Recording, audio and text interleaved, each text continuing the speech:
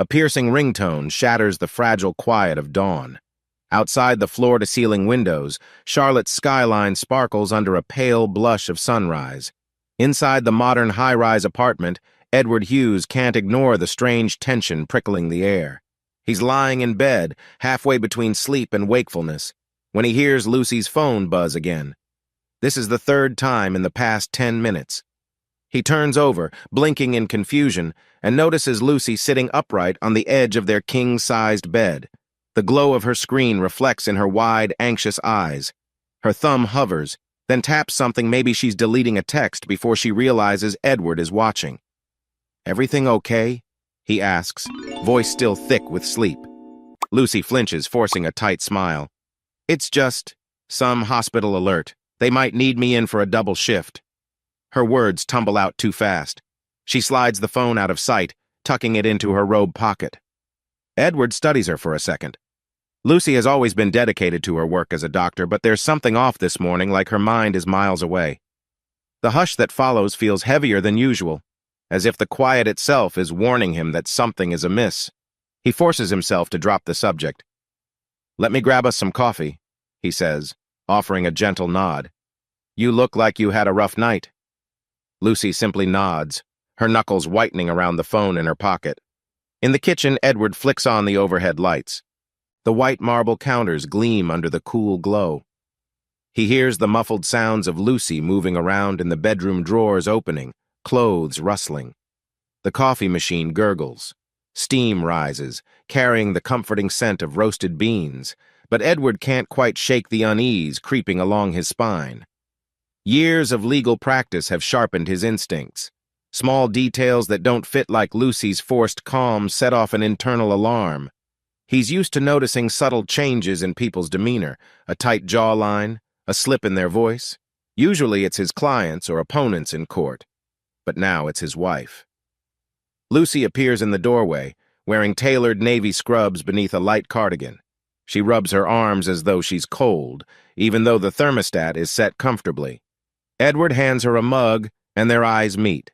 For a moment, he thinks about confronting her about the texts asking who's messaging her so early, but the fragile hush between them holds him back. "Drink up," he says instead, voice steady. "You'll need it if they're calling you in again." She takes a sip. "Thanks," she murmurs. Her eyes dart to the clock. "I might have to leave soon. Susan from the ER said they're short-staffed today." Edward watches her slip into her low heels.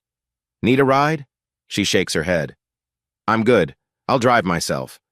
Her phone buzzes again. This time, Lucy nearly drops the mug. She hastily places it on the counter, pulling out the device. Edward catches a glimpse of the screen's notifications. A single letter, M in bold. Before he can read further, Lucy's thumb swipes the alert away. He exhales slowly, a swirl of questions chasing one another in his mind. He doesn't want to jump to conclusions, but something is definitely wrong.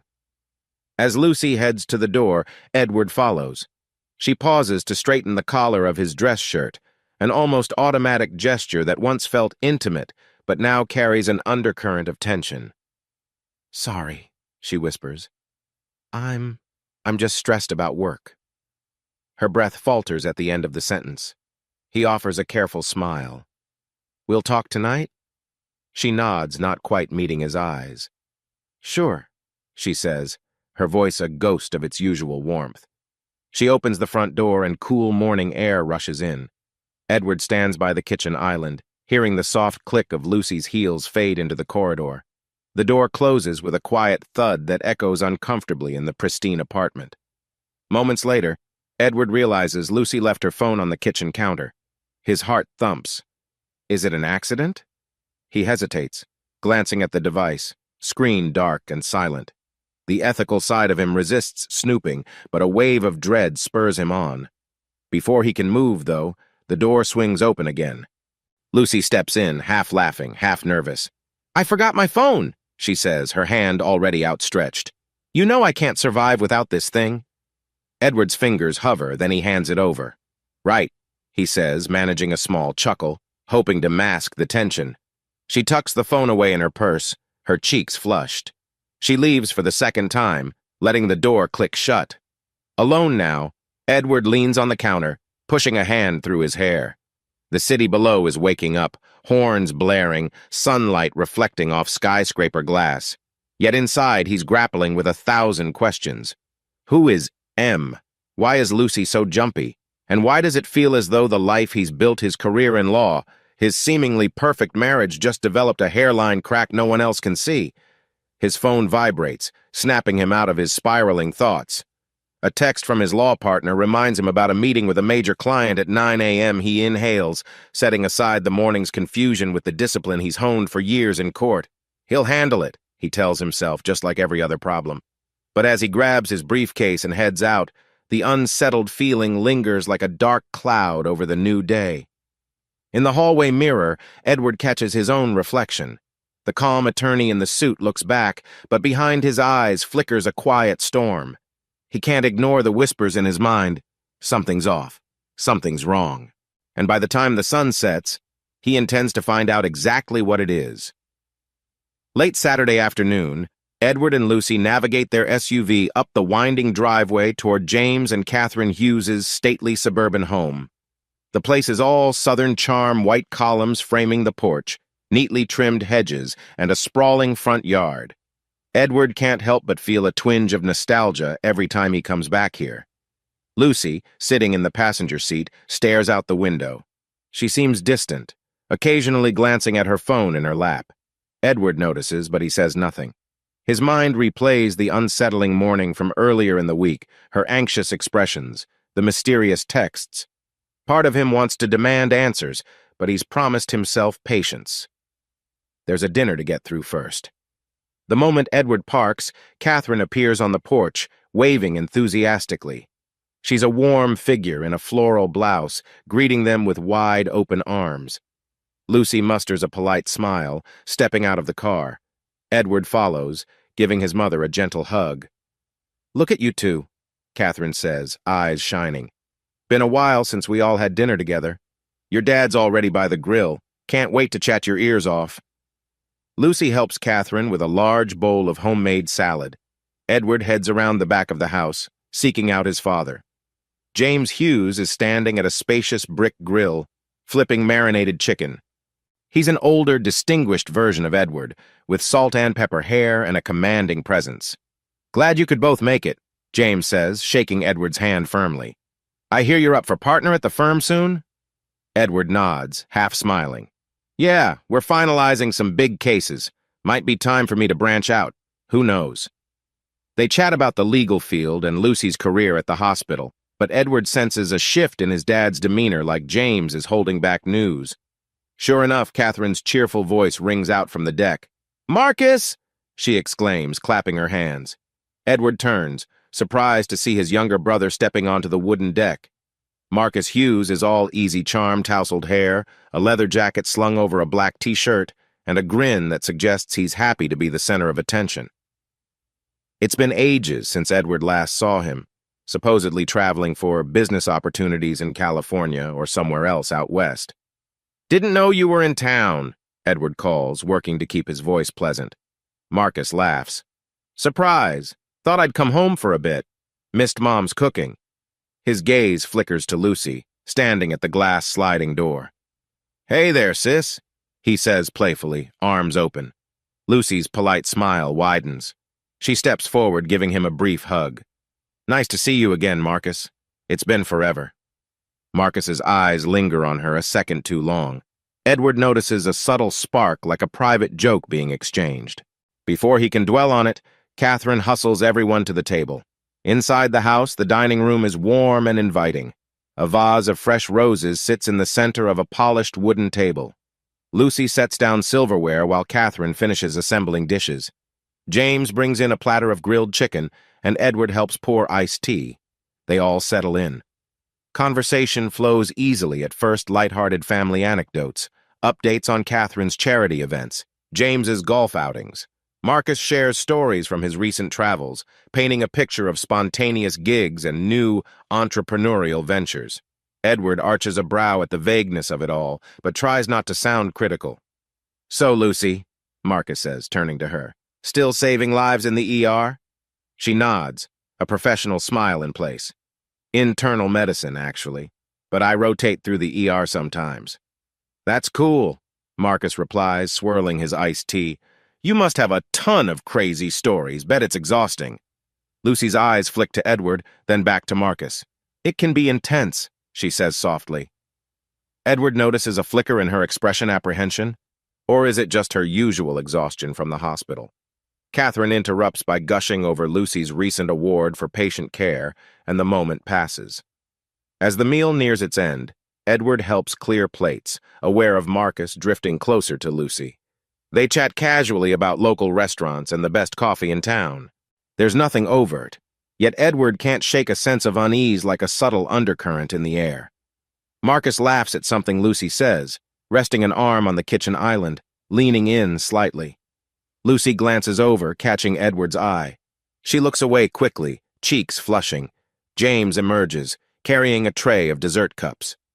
You youngsters keep up the conversation, he chuckles. Catherine and I will serve dessert in the living room. Edward steps aside, letting his parents pass. Marcus straightens up, clearing his throat. So, big brother, he says, turning to Edward. How's life? Heard you're drowning in legal cases. Keeping busy, Edward answers, voice calm. It's good to have you back, though. Didn't expect you. He forces a smile. Marcus shrugs with an effortless grin. You know me, full of surprises. Lucy stands awkwardly as if she wants to leave the room. Her phone buzzes, but she quickly silences it. Edward clenches his jaw, recalling that morning's tension. A swirl of questions resurfaces, but he keeps them locked behind a practiced exterior. Later, the family gathers in the living room for dessert. Catherine admires a photo album. James recounts an old story about Edward and Marcus as kids. From the corner of his eye, Edward sees Lucy checking her phone again, an unreadable expression crossing her face. Across the coffee table, Marcus smirks quietly at his screen. The evening ends with polite goodbyes. Catherine hugs Lucy and Edward, urging them to visit more often. James shakes Marcus's hand, praising him for finally coming home. As Lucy and Edward step into the cool night air, heading back to the SUV, Marcus lingers behind, talking quietly with Catherine. Or maybe just watching Lucy walk away, Edward can't be sure. Sliding into the driver's seat, Edward can't help but think, something has changed, and he isn't sure if it's about Lucy, Marcus, or all of them. But the doubt gnaws at him, refusing to let go. Doctor. Hughes, we need you in room 306, stat. The overhead page crackles, jolting Lucy Hughes from her half-minute respite in the hospital corridor. She quickly drops the medical chart she's reviewing and hurries down the hallway. The stark fluorescent lights hum overhead. The smell of antiseptic and too many anxious bodies weighs on the air. Inside room 306, a distressed patient clutches his chest. Lucy immediately checks vitals, barking orders to a nurse for an IV line and medication. Her mind runs on pure adrenaline, shifting into crisis mode. For the next 30 minutes, she's consumed by the effort to stabilize the man's breathing, coordinate with the cardiology department, and reassure the patient's frantic wife. By the time she exits, Lucy is drenched in sweat beneath her pale green scrubs. She takes a moment to breathe, leaning against the wall. Another doctor, Dr. Sullivan, approaches with a grim nod. Long day, huh? You've been on your feet since morning. Lucy musters a tired smile. Feels like 3 days in one. She glances at the clock already past 8 p.m. She still has charting to finish, prescriptions to review, and her personal life is a tangled mess that's left her mind spinning. Sullivan pats her shoulder. Take 5 minutes. At least get some water, for God's sake. She agrees, stepping into the break room. It's nearly empty, a couple of interns rummaging for snacks. Lucy grabs a bottle of water and sinks into a chair, massaging the tension in her neck. Her thoughts drift to Edward, how uncharacteristically distant he's been. Then she thinks about Marcus and that odd flutter in her stomach every time he smiles at her, which immediately makes her feel guilty. Her phone buzzes. A wave of exhaustion crashes over her as she checks the screen. A message from Edward's law partner, Linda Collins, politely reminding Lucy about an upcoming charity event. Lucy exhales, irritated at her own jumpiness. She was half expecting to see the initial M again. 15 minutes later, Lucy is clocking out. She steps outside, greeted by a swirl of cool night air. That's when she spots a familiar figure leaning against a black sedan near the curb.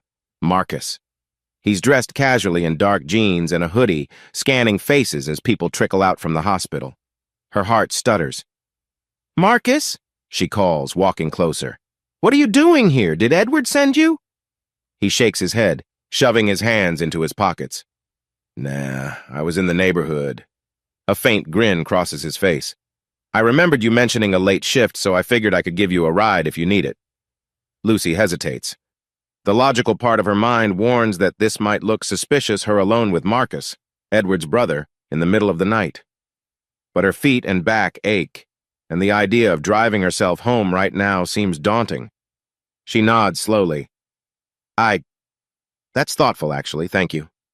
Marcus opens the passenger door for her, and she slides in. A swirl of guilt tangles in her stomach, but the warmth of the car's interior and the subtle comfort of not having to navigate nighttime traffic soothe her nerves. They stop by a 24-hour cafe around the corner. Lucy picks up a sandwich to go, while Marcus sips a small coffee. "How's the hospital drama?" he asks, leaning against the counter, his tone playful but his eyes watchful. "Busy," Lucy says. "Always too many patients, never enough staff. It's chaotic, but I love it. Most days." He smiles, that charm radiating again. "Edward never said you were such a superhero."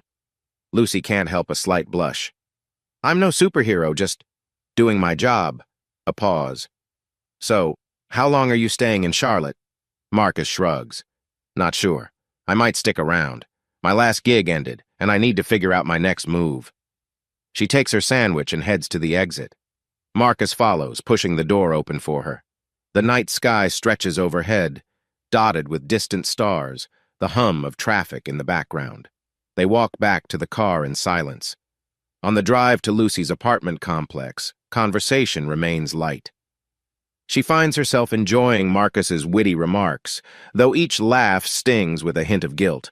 They pull into the parking lot and Marcus cuts the engine. "Thanks," Lucy murmurs. I appreciate it." He turns in his seat, gaze locking onto hers. "Anytime. You look exhausted. Make sure you get some rest." Lucy tries to smile. "I will." Their eyes linger for a moment. An almost charged hush hovers between them. Lucy's pulse quickens. She can't dismiss the flicker of tension coursing through her. She quickly unbuckles and reaches for the door handle. "Good night," she says, voice catching slightly. Marcus nods, offering a half smile. "Night, Lucy." She steps out, feeling the cool breeze brush her flushed cheeks. As she heads into the building, she resists the impulse to glance back. Once inside the elevator, she exhales, pressing her back against the mirrored wall. A swirl of contradictory feelings roils in her chest, gratitude, confusion, and something else she dares not name. When Lucy finally slips into her apartment, the place is dark. Edward must still be at the firm or out with a client. She sets her keys down, exhausted. Images flash through her mind. Edward's concerned face, Marcus's grin, the relentless beep of hospital monitors. She wonders how her life became so complicated so fast. She rubs her temples, trying to calm her racing thoughts. There's no time to dissect every emotion swirling inside her. Tomorrow's another early shift, another flood of responsibilities. Yet one truth is undeniable. Something about Marcus's presence stirs her in ways she never anticipated, and that realization both thrills and terrifies her. It's nearly midnight when Edward finally unlocks the apartment door. The living room is dim, lit only by the glow of a single table lamp. He notices Lucy's jacket draped over the couch and a half-eaten sandwich on the coffee table. A weary sigh escapes him. She must have come home starving, then crashed from exhaustion. He heads toward the bedroom, loosening his tie. The day's meetings and legal deadlines pressed him well past dinner. As he steps inside, he finds Lucy lying on top of the covers, still in her scrubs, phone in hand. Her eyes flutter open at the sound of his footsteps. "Hey," she murmurs, pushing herself up. She flicks on the bedside lamp, revealing dark circles under her eyes. "Long day?" Edward nods. "You too, I take it." He sets his briefcase on a chair, glancing at her phone, a reflex he can't quite help. Lucy notices. She sets the device aside. "Yeah, we had a tough case in the ER. How was the firm?" He exhales, running a hand through his hair. Stressful. Lots of new clients, more than we can handle sometimes. We're in expansion talks, but it's complicated. His gaze falls on her scrubs. Did you even get to change? She manages a small laugh, shaking her head. I got a ride home from someone. Just crashed here the moment I walked in. She hesitates, not mentioning Marcus's name. It hangs in the air, unspoken. Edward moves to the edge of the bed near her. There's a moment of stillness as they consider each other two professionals, equally driven, but somehow growing distant in the same space. He notices the tension in her shoulders, the flicker of guilt in her eyes. Or is that his own paranoia? You know, Edward says softly, I've been worried. You seem on edge lately. Lucy lowers her gaze. I'm just tired, Edward. The hospital is draining. And there are some personal things I'm trying to sort out. He wants to ask about the phone messages, about the times he's seen M pop up on her screen, about the subtle electricity between her and Marcus at dinner.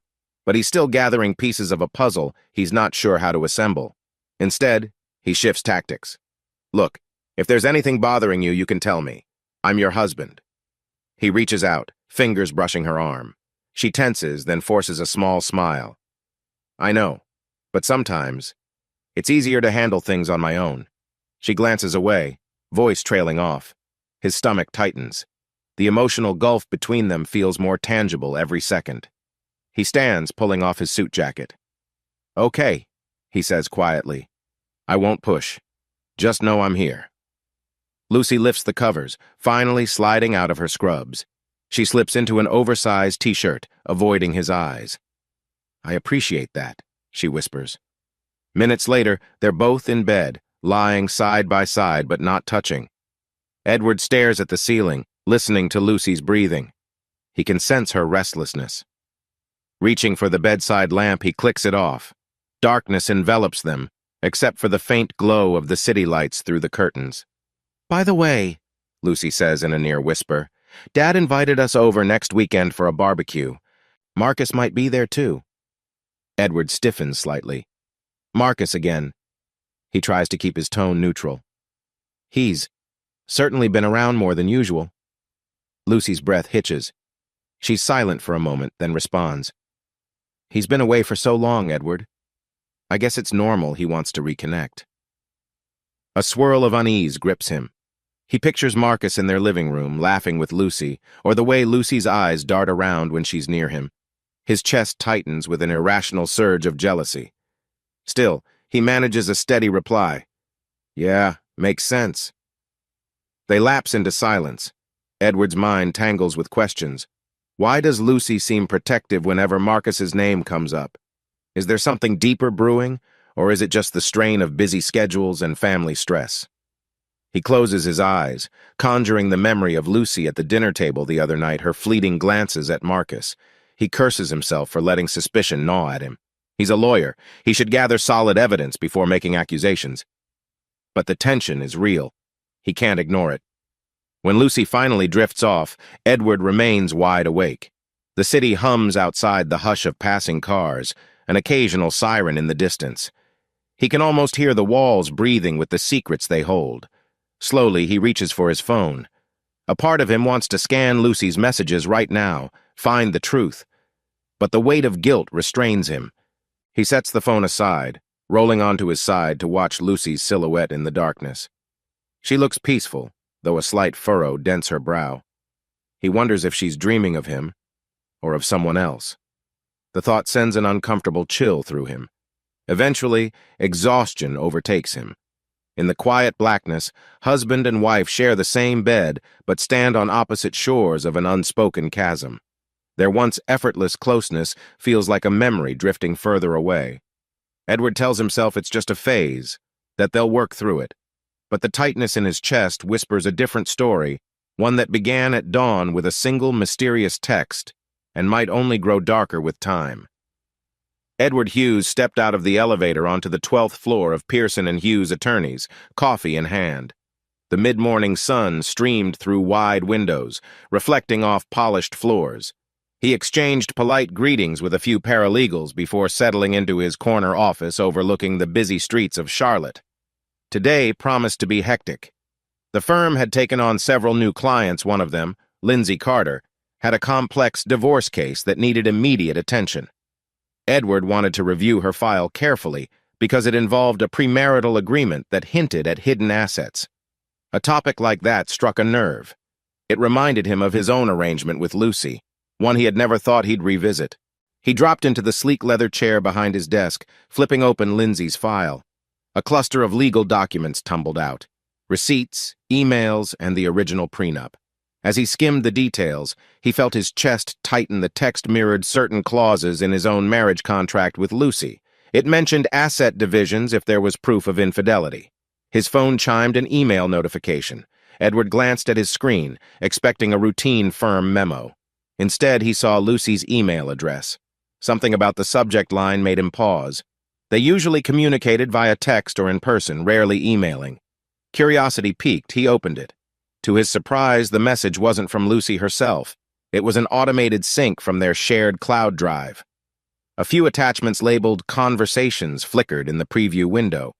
Frowning, he clicked to open one only to be greeted with partial chat logs. The lines were cryptic but hinted at personal, affectionate exchanges. Words like "miss you" and "yesterday was intense" leapt off the page. Then he spotted a single letter in the messages, repeated. Monsieur Edward's stomach twisted. He recalled that dawn not long ago when Lucy had received a mysterious text from someone with the same initial. For the briefest second, he hovered his cursor over the chat log, torn between guilt and desperate need to know the truth. He told himself to remain calm. He was a lawyer, after all. Jumping to conclusions wouldn't help. Still, a voice in his head repeated the name Marcus. Could that be mere coincidence? A knock on the door startled him. Amanda Davis, one of the firm's paralegals, stepped in with a gentle smile. Mr. Hughes, Miss Carter is here. She's asking if we can start the consultation early. Edward cleared his throat, quickly closing the email window. Of course, he said, trying to inject warmth into his voice. Send her in. Amanda disappeared, and moments later, Lindsay Carter entered. A tall woman with a poised demeanor, she shook Edward's hand and took a seat across from him. He forced himself to focus on her predicament. Her husband allegedly cheated, and now she wanted to enforce the infidelity clause in their prenup. As Lindsay detailed the situation, Edward's mind occasionally drifted, overlapping her story with his own swirling doubts. He jotted down notes, heart-pounding whenever she used phrases like hidden messages or secret rendezvous. But he maintained his composure, giving legal advice on collecting evidence, highlighting the importance of timing and caution. It's crucial not to confront your spouse without documented proof, Edward explained, voice measured. Otherwise, they might alter behavior or hide more evidence. Gather everything first, then proceed. Lindsay nodded gratefully. Thank you. I just want to make sure I'm protected. Edward's reflection stared back from the glossy desktop, a composed attorney with a storm churning behind his eyes. I understand, he said quietly. I'll do my best to help. When the meeting ended, he escorted her out, his pulse hammered with the weight of unspoken parallels. Once Lindsay was gone, he slipped back into his office, locking the door. He reopened Lucy's sync folder. The lines were partial but definitely flirtatious. Nothing mentioned Marcus by name, but the references to meeting soon and let's not get caught felt damning. For a brief second, Edward clenched his fists. He thought of Lucy's exhaustion, her late shifts, and her recent distance. A headache throbbed behind his temples. Before he did anything rash, he needed more. More proof, more clarity.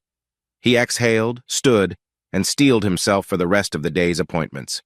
One step at a time, he told himself. Just like any case, build evidence, stay rational, keep emotions in check until you're certain. That evening, Edward decided to surprise Lucy with dinner reservations at the Paragon, an upscale restaurant on the edge of uptown Charlotte. He hoped a romantic gesture might bridge the distance he sensed between them, or at least give him a chance to observe her reactions more closely. He arrived first, securing a private table tucked by a window. Dim, ambient lighting and flickering candles lent a warm glow, while floor-to-ceiling glass showcased the city skyline lit up against the night. Edward glanced at his watch. 7:15 p.m. Lucy was supposed to be here by 7. 15 minutes later, Lucy slipped in through the ornate entrance, scanning the rows of tables. She wore a fitted black dress under a light cardigan, hair slightly tousled, a nervous energy radiating from her. Edward stood to greet her, leaning in for a quick kiss on the cheek. She smiled, but it felt tight. "Sorry," she murmured, settling into her seat. "I got held up at the hospital. Couldn't find a decent parking spot either." Edward nodded, summoning the waiter with a polite gesture. "It's fine. Let's order something nice, maybe that scallop appetizer you love." She forced another smile. "Sure, that sounds great." They made small talk at first her day at the hospital, a new nurse in her department, a tough diagnosis that had rattled her. Edward asked careful questions, noticing how Lucy kept glancing at her phone in her purse. Twice the screen lit up with notifications, and each time she pressed it face down. When the food arrived, Lucy picked at her plate, while Edward tried to steer the conversation to lighter topics. "Remember our honeymoon in Maui?" He teased gently. "We said we'd go back every 5 years. We're overdue." Lucy's eyes flickered with what looked like regret or longing. "Yeah, life's been so hectic," she admitted. "Sometimes I miss how carefree we were back then." Edward reached for her hand across the table.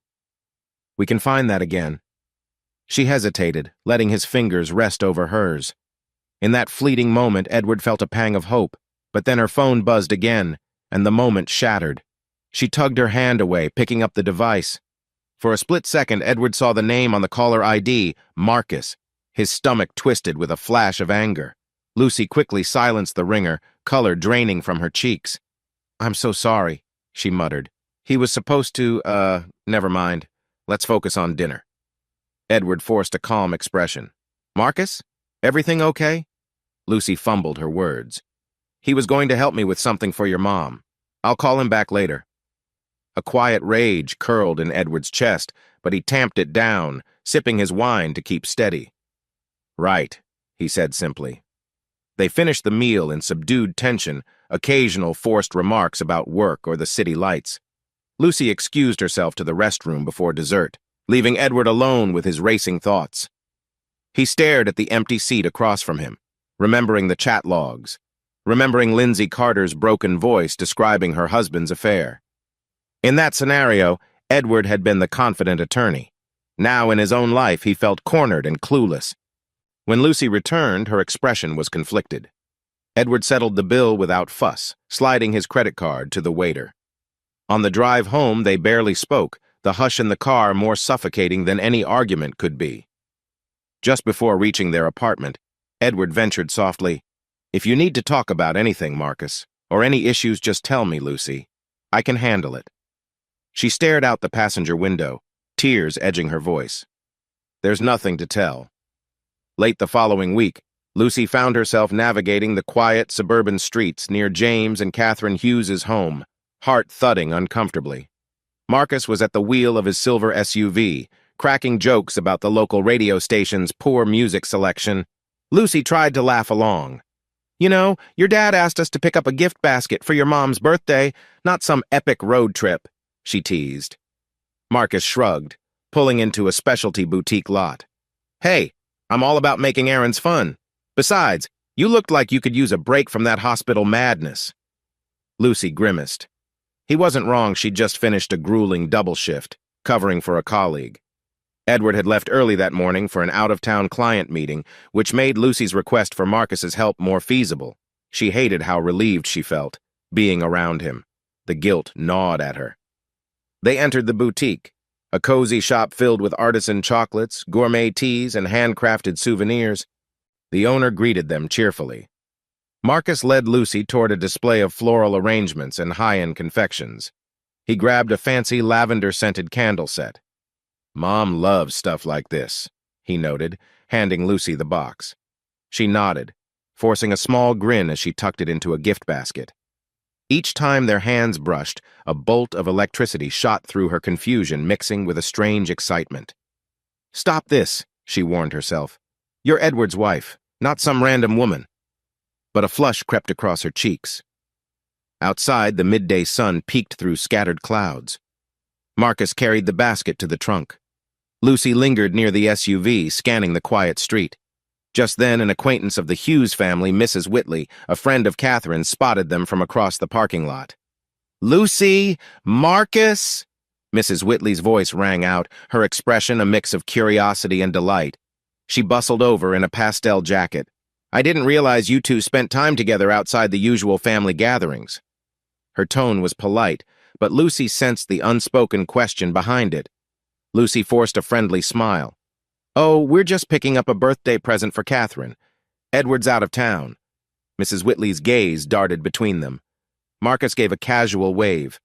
"We'll see you at the celebration, right?"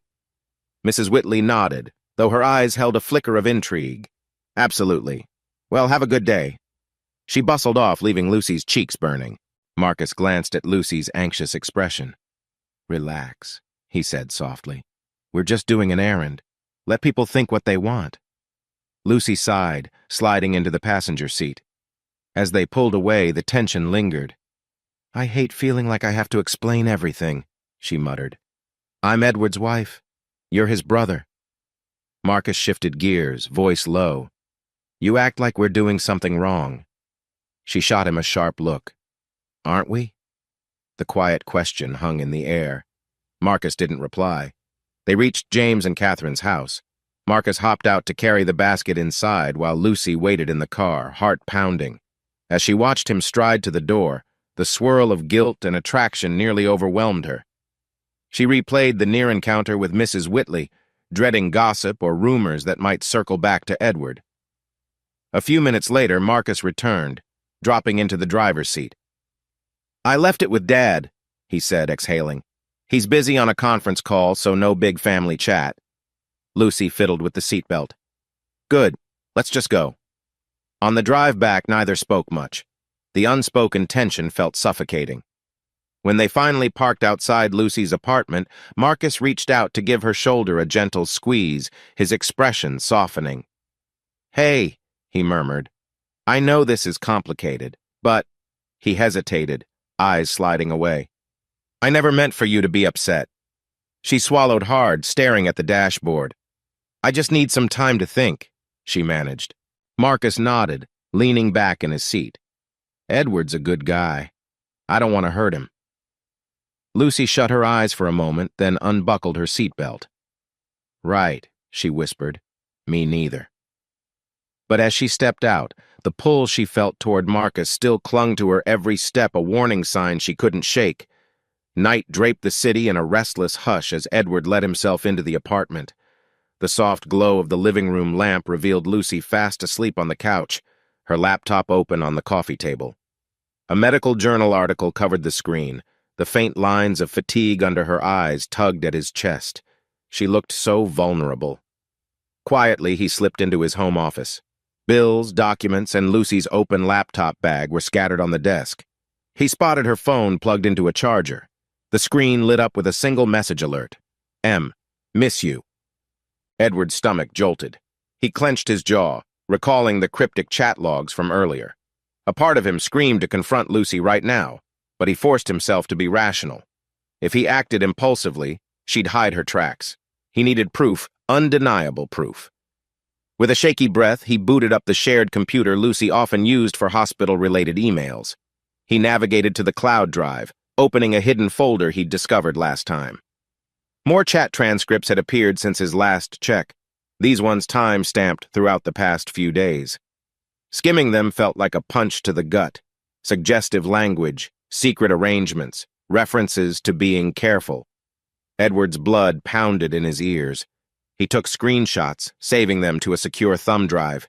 Each line seared into his memory, feeding his anger and hurt. He was an outsider looking in, watching his marriage unravel through a digital window. Behind him, the door creaked. He whirled, shutting the folder just in time.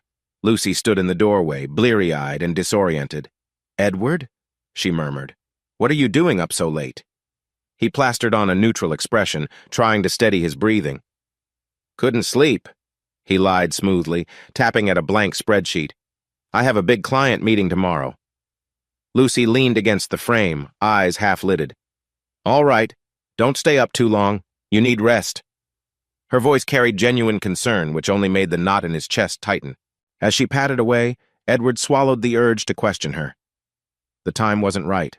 Instead, he gathered the thumb drive, shutting down the computer as quietly as possible. Stay calm, he reminded himself. Act like everything is normal, just as he'd advised his own client, Lindsay Carter. Later, alone in the dark bedroom, Edward stared at the ceiling, Lucy's gentle breathing filling the silence. The weight of deception pressed on him like a 1,000-pound anchor. He pictured Marcus, carefree in some bar or lounge, laughing with friends, possibly texting Lucy at that very moment. An unsettling resolution formed in Edward's mind. He would protect himself. If Lucy truly was involved with Marcus, the betrayal cut deeper than any ordinary affair. This was a matter of family, finances, trust. Edward had seen how betrayal broke people in court. He'd never imagined it would happen to him. Yet here he was, collecting evidence like a detective, anticipating the day he'd use it. The thought made him feel both coldly efficient and heartbreakingly hollow. He slid his hand under his pillow, checking that the thumb drive was secure in a small zippered pouch he often used for important items. Everything in place, he thought. Next step would be planning. He'd do it methodically, no outbursts or half-baked accusations. If Lucy wanted to continue her secrets, let her. Edward would counter with a plan of his own. His heart thudded in his chest. Sleep felt impossible. But eventually the darkness lulled him into an uneasy slumber. In his final waking moments, one image rose unbidden, Lucy's phone lighting up with that single letter M glowing like a brand of betrayal. Edward Hughes parked his car across from a modest, brick-faced library in downtown Charlotte. While his own law firm had extensive resources, he preferred a quiet corner away from prying eyes to delve into specific North Carolina statutes, especially sections regarding alienation of affection. Stepping into the hushed library, he nodded politely at an older librarian who busied herself rearranging volumes on a high shelf. Edward found a secluded desk near the back. The overhead light buzzed softly, illuminating a stack of legal references. He set his briefcase down and began combing through codebooks, scribbling notes in a small notepad. His heart thumped each time he read phrases like, claimant can recover damages, or third-party interference. Legally, he could hold Marcus fully accountable for intruding into his marriage if the evidence confirmed Lucy's affair. And from the messages he'd gathered, Edward believed he had more than enough proof. But to solidify everything, he needed a secondary document that locked down Lucy's financial exposure if she attempted to walk away. He flipped open a blank folder labeled Post-Nuptial Agreement Draft. The concept gave him a bitter taste. He'd always wanted a marriage built on trust, not fear. Yet the betrayal, especially with Marcus, drove Edward to a cold determination. If Lucy was going to risk everything for a fling, he would be sure she paid the highest price. Don't confront without documented proof, he'd advised clients countless times. Secure legal advantages before tipping your hand. Now, ironically, he was applying the same tactics to his own life. A soft click of heels startled him. He glanced up to see Linda Collins, his trusted associate from the firm. The tall brunette wore a tailored blazer and carried a slim tablet under her arm. She offered a hesitant smile. Figured I'd find you here. Amanda mentioned you were doing private research, wanted to see if you needed help. Edward hesitated. Linda was discreet, but this was personal. Still, he could use a confidant who understood the law. I'm preparing a post-nuptial agreement, he admitted, voice tight. Linda arched a brow. You and Lucy? What changed? She asked gently. He swallowed hard. Let's just say I have reasons to protect myself. She nodded in quiet understanding, sliding into the seat across from him. He pushed the draft toward her. Linda's gaze flicked over the bullet points. Severe financial penalties if Lucy was found at fault, majority asset retention for Edward, ramifications of adultery on property division. This is strict, Linda said, carefully choosing her words. You're sure about this? Edward's chest clenched. Trust me, Linda. I wouldn't be doing this without cause. She studied his face for a moment, then tapped the tablet. I'll handle any final legal wording you need. Just be sure you really want to go down this route. Edward forced a nod, jaw set. I'm certain. They spoke in hushed tones, refining the agreement. Hours passed. By the time Linda left, Edward felt mentally drained yet oddly resolute. He had a blueprint for Lucy's post-nuptial agreement. Next, he'd need a plausible excuse for her to sign. He thought of an upcoming shift in state marital laws, the perfect cover to slip in these new clauses. Standing, Edward gathered his notes. The library lights seemed harsher now, as if reflecting the stark path he'd chosen. Despite a flicker of guilt, he told himself it was Lucy's betrayal that forced him to become this cold strategist. If she had stayed loyal, if Marcus hadn't come back, maybe it would never have come to this. He stepped out into the dusk. Charlotte's skyline glowed in the distance, neon signs blinking. In his pocket, he felt the weight of the partial agreement. A quiet voice inside whispered that once he put this plan in motion, there'd be no turning back. 2 nights later, Lucy arrived home from yet another exhausting shift. She found Edward in the kitchen, whistling softly as he set fresh flowers in a vase. A subtle aroma of rosemary wafted from the oven. Lucy blinked in surprise. Edward rarely cooked these days. "Hey," she greeted, slipping off her heels. "What's all this?" He turned, giving her a warm smile that seemed almost out of character. "I realized I've been a bit absent. Thought I'd make dinner. Figured you could use a home-cooked meal." Lucy studied him warily, uncertain of his sudden change in attitude. "That's nice. Thank you." She set her purse down, rubbing her temples. The dining table was set with candles, their soft glow flickering against the polished wood. Lucy couldn't recall the last time they'd shared a quiet meal like this without tension choking the air. Edward served grilled chicken with roasted vegetables and poured 2 glasses of wine. "So," he began, leaning forward, "how was the hospital today?" Lucy shrugged, swirling the wine in her glass. "Busy. Not as chaotic as usual, but I'm wiped." He nodded sympathetically. "I'm sorry I haven't been more supportive. My caseload's been overwhelming. But I miss us how we used to be." A note of sincerity colored his voice. Lucy swallowed, guilt twisting her stomach. She felt the weight of the secrets she harbored of Marcus's calls, their clandestine meetings. "I miss it too," she admitted softly. They lapsed into casual conversation, almost like a normal couple. Lucy recounted a few anecdotes about a patient's humorous mix-up with medication. Edward talked about expansions at the law firm. While she spoke, he maintained a warm, attentive gaze, as if genuinely cherishing every word. After dinner, he guided her to the sofa. "There's something I wanted to discuss," he said, picking up a slim folder from the coffee table. "North Carolina is updating some marital property regulations, basically clarifying spousal asset divisions. Our old prenup might not be fully compliant." Lucy gave him a puzzled look. "I didn't hear about that change. But then again, I don't keep up with legal news." He shrugged. "It's not huge news yet. The updates mostly affect how assets get allocated if, God forbid, anything happens." His tone was calm, non-threatening. "I drafted a small addendum just to protect both of us. It's fairly standard." The folder in his hands felt heavier than it looked. Lucy hesitated. "Is this necessary?" Edward reached out, brushing a stray lock of hair from her face. "Just a formality. My firm suggested I update all personal contracts to match the new state guidelines. No big deal." A flicker of doubt crossed her mind, but she recalled how caring he'd been all evening. She nodded slowly. "All right, but let me read it over maybe tomorrow?" He smiled gently. "Of course. Take your time." He placed the folder on the coffee table. "I just wanted to let you know." They ended the night sitting together, a soft jazz playlist humming in the background. Lucy leaned into Edward's side, trying to ignore the pang of conflict in her chest.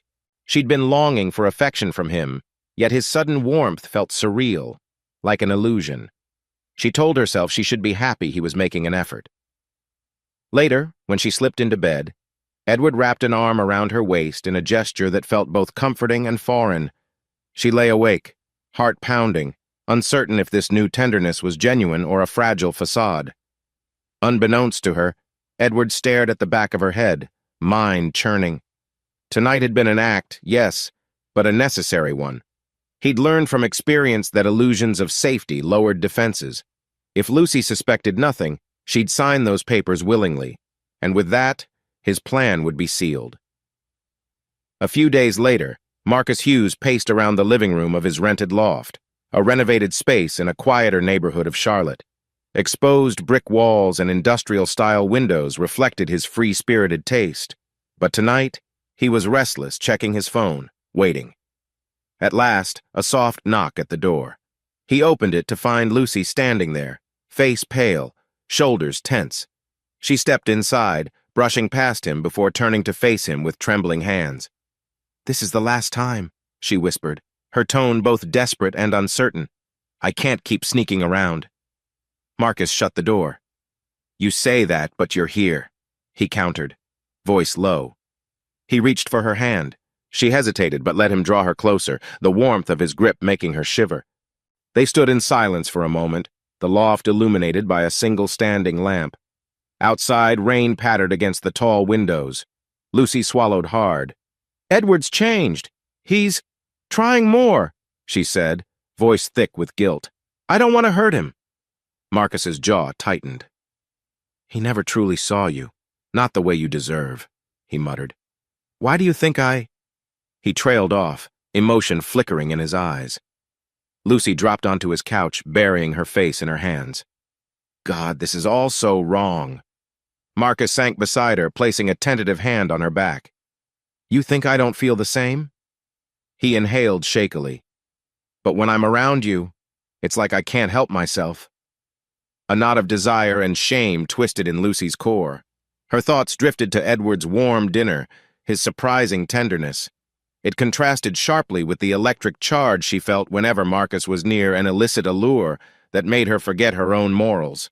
She lifted her gaze and Marcus leaned in, pressing his lips to hers. The kiss ignited something primal, a spark that both thrilled and tormented her. They broke apart, breathless. Lucy tried to steady herself. "We can't keep doing this," she repeated, yet her voice wavered. Marcus took her hand again. "You're torn." "I get it, but I'm here. I'm not leaving Charlotte anytime soon." A faint bitterness colored his words, hinting at his underlying grudge. "I'm tired of being overshadowed by Edward. Tired of him getting everything." Lucy flinched at the note of jealousy. "This isn't about competition," she said, though deep inside she suspected Marcus's rivalry with his brother fueled part of this affair. "He's your family." Marcus's eyes darkened. "Family that never respected me the way they respect him." He paused, gently touching Lucy's cheek. "But I've never had someone who looks at me like you do." Her heart pounded. She stood abruptly, crossing to the window. The city lights blurred behind the raindrops on the glass. She remembered Edward's new generosity, his invitation for her to sign updated legal documents. Guilt roared within her. She hadn't even read the folder thoroughly. Did she want to be with Edward, or was that just habit? And what about Marcus was this intense fling worth shattering her entire life? Marcus approached from behind, sliding an arm around her waist. For a fleeting second, Lucy let herself melt into his touch. The overhead lamp cast their silhouettes against the brick wall, two figures locked in a complicated dance, but reality broke through. She spun to face him, eyes glistening with tears. "I need time," she whispered. "I can't decide anything like this." Marcus nodded, though frustration pinched his features. "All right. I won't push." He exhaled. "Just don't shut me out." Lucy gave a shaky nod. She grabbed her coat from the couch. "I should go, before it's too late." He opened the door, watching her slip into the corridor. The quiet click of the latch echoed in the loft. Alone, Marcus clenched his fists, torn between anger and longing. He stared at the empty space where Lucy had stood, realizing he couldn't simply let her go no matter how precarious this path. Meanwhile, Lucy hurried down the building's stairwell, adrenaline pumping. Her mind whirled. She was in too deep, risking everything. Yet despite her fear, an undeniable urge drew her back to Marcus's orbit. "Stop this," she told herself. But her pulse hammered with the knowledge that part of her didn't want to stop at all. Lucy stepped into Edward's office late one afternoon, arms full of medical files. She'd dropped by under the pretext of showing him lab results from a case he'd once expressed interest in, a minor intersection between legal and medical concerns. In truth, she wanted to see if he still had that soft glow about him, or if it had been a fleeting phase. Edward looked up from behind his desk, expression surprisingly bright. "Hey," he greeted, standing to take the files. "Thanks for stopping by." He led her to a small sitting area. The wide windows behind him offered a commanding view of Charlotte's skyline, bathed in the golden light of approaching sunset. Lucy sank into a leather chair, the tension in her shoulders slightly easing at his welcoming posture. He set the files aside. "I wanted to follow up about those updated marital documents. Have you had a chance to review them?" Lucy's stomach fluttered. She'd skimmed them once, but guilt and exhaustion had deterred her from a thorough read. Still, she'd seen no glaring red flags, just legal jargon about property distribution, or so she thought. She forced a casual nod. "I did briefly. It looks pretty standard." Her voice sounded small, even to her own ears. Edward kept his expression relaxed. "I can clarify anything you're uncertain about, but it's mostly boilerplate. With the new state guidelines, it's best we stay protected just in case." He reached for a neat stack of papers on his desk. "If you're comfortable, we could finalize it now. Save us both time later." Lucy hesitated, glancing at the door. Part of her wanted to ask for a second opinion, maybe from a lawyer friend.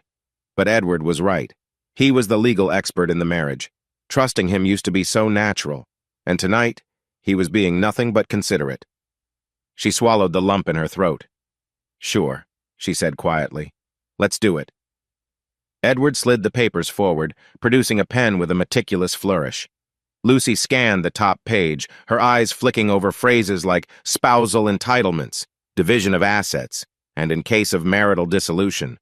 Nothing leapt out as obviously sinister. She told herself she was simply formalizing a routine update. She felt a pang of unease. In the back of her mind echoed the memory of Marcus's touch, the swirl of guilt. She glanced up at Edward, who gave her a gentle, encouraging smile. "He's your husband," she reminded herself. This was the man she married, the man she once trusted with her future. Lucy pressed the pen to the signature line, scribbling her name across the dotted space. She signed the additional pages where Edward indicated.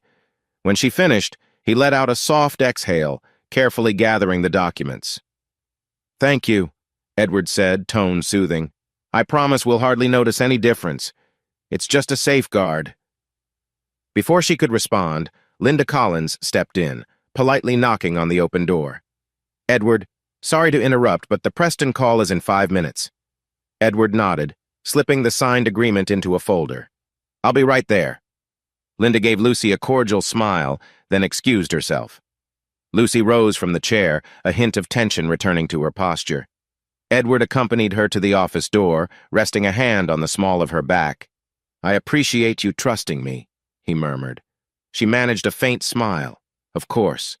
For a second she thought she glimpsed a flicker of something in his eyes, satisfaction perhaps. She pushed the notion aside, blaming her own anxiety. They parted ways in the hallway. Lucy headed for the elevator, heart pounding. She'd just signed away something intangible, but she couldn't pinpoint what exactly. Her instincts nudged her to double-check the fine print. Maybe later, she reassured herself. Right now, her brain was too foggy with conflicting emotions to dive back into legalese. Meanwhile, back in the office, Edward watched from the doorway as Lucy disappeared into the elevator. Once alone, he turned and locked his door, stepping behind his desk. With measured care, he removed the signed post-nuptial agreement from the folder. Lucy's signature gleamed in fresh ink, binding her to the new terms. His hand trembled slightly. Whether from triumph or heartbreak, he wasn't sure. He slipped the agreement into a secure drawer along with the clandestine evidence he'd been collecting. A swirl of satisfaction, regret, and resolve coursed through him. She had no idea what she'd just done. "You signed away everything," his silent thoughts echoed.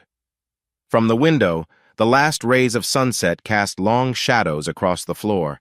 He stared at the city skyline, a storm of conflicting emotions raging within his chest. He'd taken the first official step in safeguarding himself and in launching the eventual downfall of Lucy and Marcus's secret betrayal. Warm autumn sun filtered through the tall bay windows of James and Catherine Hughes's spacious suburban home. A gentle breeze stirred the colorful leaves outside. Inside the living room, a festive array of pumpkins and fall decorations hinted at the family's upcoming celebration, an anniversary party for James and Catherine, conveniently merged with an early Thanksgiving gathering. Yet beneath the cheerful veneer, tension simmered. Lucy Hughes stood by the buffet table, fidgeting with the sleeves of her burgundy dress. She tried to steady her nerves, telling herself that today was about celebrating James and Catherine, not about her private turmoil. However, she couldn't ignore the tension prickling her skin every time Marcus drifted into the room. Since she arrived with Edward, she'd exchanged only polite nods with Marcus, acutely aware that James or Catherine might notice if they lingered too long together.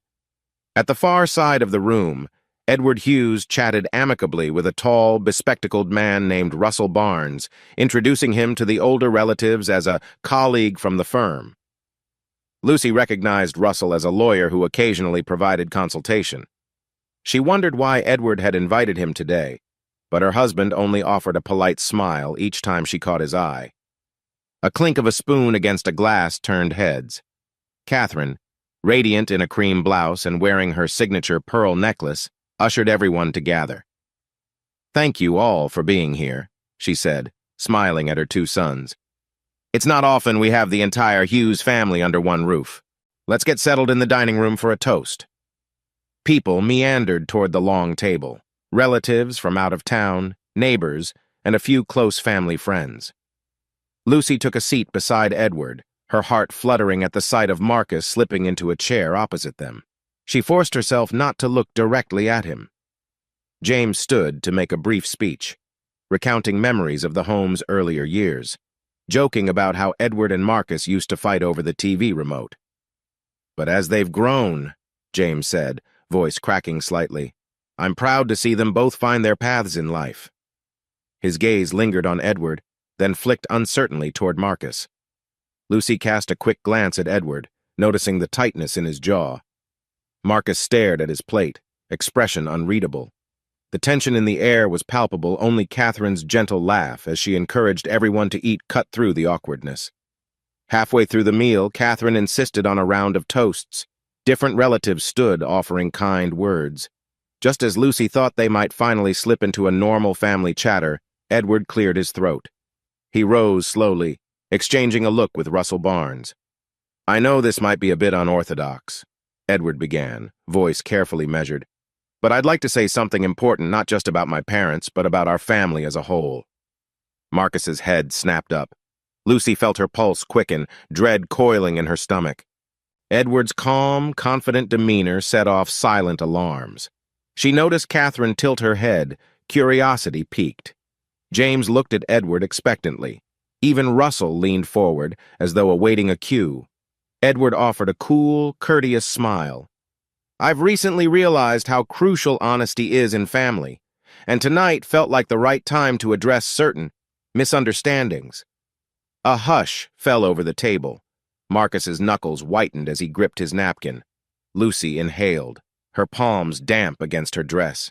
"He can't possibly be doing this now," she thought, her mind spinning. Was he about to mention their marriage troubles or something worse? Before Lucy could utter a word, Edward gestured for everyone to remain seated. "I promise this won't take long," he said. His gaze flicked to Marcus, then to Lucy. "But I do need everyone's full attention." The hum of the ceiling fan droned in the pregnant silence. Catherine, frowning slightly, set down her wine glass. "Edward, dear, what is this about?" Edward's eyes hardened, betraying a flicker of the rage he'd kept hidden. He glanced at Russell, who gave him a subtle nod. Then Edward looked squarely at Lucy, meeting her startled gaze. "It concerns my wife," he said quietly, "and my brother." Lucy's breath caught in her throat. Marcus muttered a low curse. The entire table shifted uncomfortably, confusion rippling through the guests. "Please," Catherine whispered, color draining from her face. "What's going on?" Edward inhaled, voice grim. "I promise, Mom. You'll know soon enough." He paused, scanning the room, letting the anticipation build. We're a family after all. We deserve the truth. No one spoke. It felt as if the house itself was holding its breath. Lucy fought the urge to bolt, her heart thudding against her ribs. Next to her, Edward's posture remained unyielding, like a judge about to deliver a verdict. At the far end of the table, Marcus looked as though he wanted to protest, but Edward's icy stare held him in place. Lucy's stomach twisted, an awful certainty dawning. This is it. Everything she'd feared was about to explode in front of the entire Hughes clan. Outside, a gust of wind rattled the autumn leaves, sending a swirl of them across the window. The hush inside was broken only by the subdued clatter of silverware, as someone nervously pushed aside their plate. Edward glanced toward Russell once more, then cleared his throat again, voice low but resonant. "There's something I need to show everyone," he said, the flicker of a hidden storm gathering in his eyes. "If you'll bear with me, I believe it will explain everything." Edward led the stunned group from the dining area into the spacious living room, where a large TV screen was set up. Russell Barnes discreetly connected a laptop via HDMI cable, the display flickering to life with an ominous black screen. Tension pulsed in the air. Catherine, pale with worry, glanced at James. Marcus hovered near the back, hands clenched at his sides. Lucy's stomach felt like it was twisting itself into knots. Every instinct screamed at her to deny, to run anything but stand here and watch Edward dismantle her world. With a click of the remote, Edward's first slide appeared. A screenshot of text messages, white words on a dark background, a date and timestamp in the corner. "Marcus," a message read, followed by a flirtatious line Lucy recognized with dread. Around the room, guests murmured in confusion. Catherine's hand flew to her mouth. James frowned, baffled. Lucy pressed a trembling hand to her temple, her breath shallow. Edward's voice was as cold as ice. "For the past several weeks, my wife, Lucy, and my brother Marcus have been exchanging messages." He paused, letting that statement sink in. Messages of an intimate nature. A gasp rippled through the crowd. Catherine looked on the verge of tears. James's expression darkened, his gaze darting from Lucy to Marcus. Lucy wanted to speak, explain, apologize, something, but words failed her. Shame burned her cheeks. Marcus stepped forward, voice shaking. "Edward, this is insane," he began, but Edward cut him off with a glare that could shatter glass. "Insane?" Edward echoed, arching a brow. "You think I fabricated these?" He clicked to the next slide. More explicit exchanges, including references to hotel rendezvous. Lucy's name, Marcus's name, all spelled out in humiliating clarity. A stunned hush descended. Catherine let out a broken sob. Linda Collins, who'd arrived with another subset of family friends, shifted uncomfortably at the edge of the room. Russell stood near Edward, arms folded as though ready to intervene if needed. Lucy's voice came out in a tremor. "Edward, please stop." She could hardly breathe. "We can talk about this privately." But Edward's fury glinted under a veneer of chilling calm. "Privately? You two betrayed me and by extension our entire family behind closed doors. Why should the truth stay private now?" Marcus's face contorted with anger. "This is between us, not them," he growled, glancing at his parents' horrified expressions. "You're humiliating Mom and Dad." James slammed a palm on a nearby table, rattling decorative vases. "Marcus, is this true?" he demanded, voice raw. "Tell me this is some terrible joke." Marcus couldn't meet his father's eyes. Silence was confirmation enough. Catherine's sob broke into a wail, tears streaming down her cheeks. Lucy, feeling every gaze scorching her, stepped forward, voice trembling. I'm so sorry. I never meant to—" But Edward raised a hand. "Don't." His tone cracked with hurt beneath the steely surface. "You lied to me, Lucy. Over and over. And you," he turned to Marcus, "you're my brother. This is beyond betrayal." A chorus of shocked whispers filled the living room. Some relatives shook their heads in disbelief. Others stared at the floor, wishing they could disappear. The once cheerful decor now felt suffocating. "Edward," Catherine sobbed, reaching out as if to steady herself on the arm of a couch. "My God, I had no idea." Edward inhaled shakily, regret mingling with vindication. "I'm sorry it had to come out this way, Mom, but I couldn't pretend any longer." He gestured at Russell. "We have all the evidence. Texts, emails, even photos from hotel security cameras." Marcus's eyes blazed with fury. "You had me followed?" he spat. Edward's lips curved in a humorless smile. "I protected myself and gathered facts, something you might have foreseen if you'd remembered I'm a lawyer." Lucy fought the urge to collapse. Her limbs felt numb. She glanced around, seeing nothing but condemnation on the faces of Edward's relatives. A humiliating red flush crept up her neck. This is the end, she thought, fighting tears. James turned on Marcus, voice quivering. "How could you do this to your own brother?" he demanded. "To Lucy, our daughter-in-law? To this family?" He looked close to striking Marcus, but Catherine clutched his arm, sobbing uncontrollably. Marcus opened his mouth, but no defense came forth. Lucy tried to steady her breathing, tears pooling in her eyes. "We never wanted this," she managed, voice broken. "It just happened." Edward's gaze flicked to her, betraying a flash of agony before the cold mask returned. "Happened?" he repeated quietly. "You mean you chose it over and over? You had plenty of chances to stop, Lucy, but you didn't." Outside, the wind rattled the windows, as if echoing the turmoil within. Lucy felt as though the entire house was crashing down. She reached out a trembling hand toward Edward, wanting to apologize, to beg forgiveness, though she doubted he'd grant it. Before she could speak, Edward turned to Russell. "You brought the documents?" Russell nodded, producing a slim folder from his briefcase. "Yes, they're ready." Lucy's stomach lurched at the sight. She had no idea what else Edward planned to reveal. She could see in his eyes that this was just the beginning. Marcus swore under his breath, glancing nervously at the folder. James and Catherine looked on, devastated. Edward lifted the folder. "We'll get to that in a moment," he announced. His gaze swept the room, settling on Lucy, then Marcus. "I just wanted to be sure everyone understood the betrayal here. Now it's time to discuss consequences." The silence that followed Edward's words was suffocating. In the corner, an older aunt dabbed her eyes with a napkin. A cousin shifted uncomfortably, staring at the floor. Catherine continued to sob, though softly now, her head bowed, while James stood tall but trembling, one hand clenched at his side. Marcus finally snapped, stepping forward. "You planned this, didn't you?" he accused, voice hoarse. "You're turning the whole family against me like you've always done." Edward's jaw tightened. "No, Marcus. You did this. I merely exposed it." Lucy hovered between them, heart pounding. The humiliation of public condemnation was almost unbearable. She locked eyes with Edward, voice pleading. "Can we at least talk about this in private without an audience?" Edward shook his head, a fierce glint in his eye. "So you can deny? Spin a story? No. I want our parents, our family, to know exactly what you two have been doing." James pointed a shaking finger at Marcus. "Why, son?" he whispered. "Why would you betray your brother like this?" His voice cracked.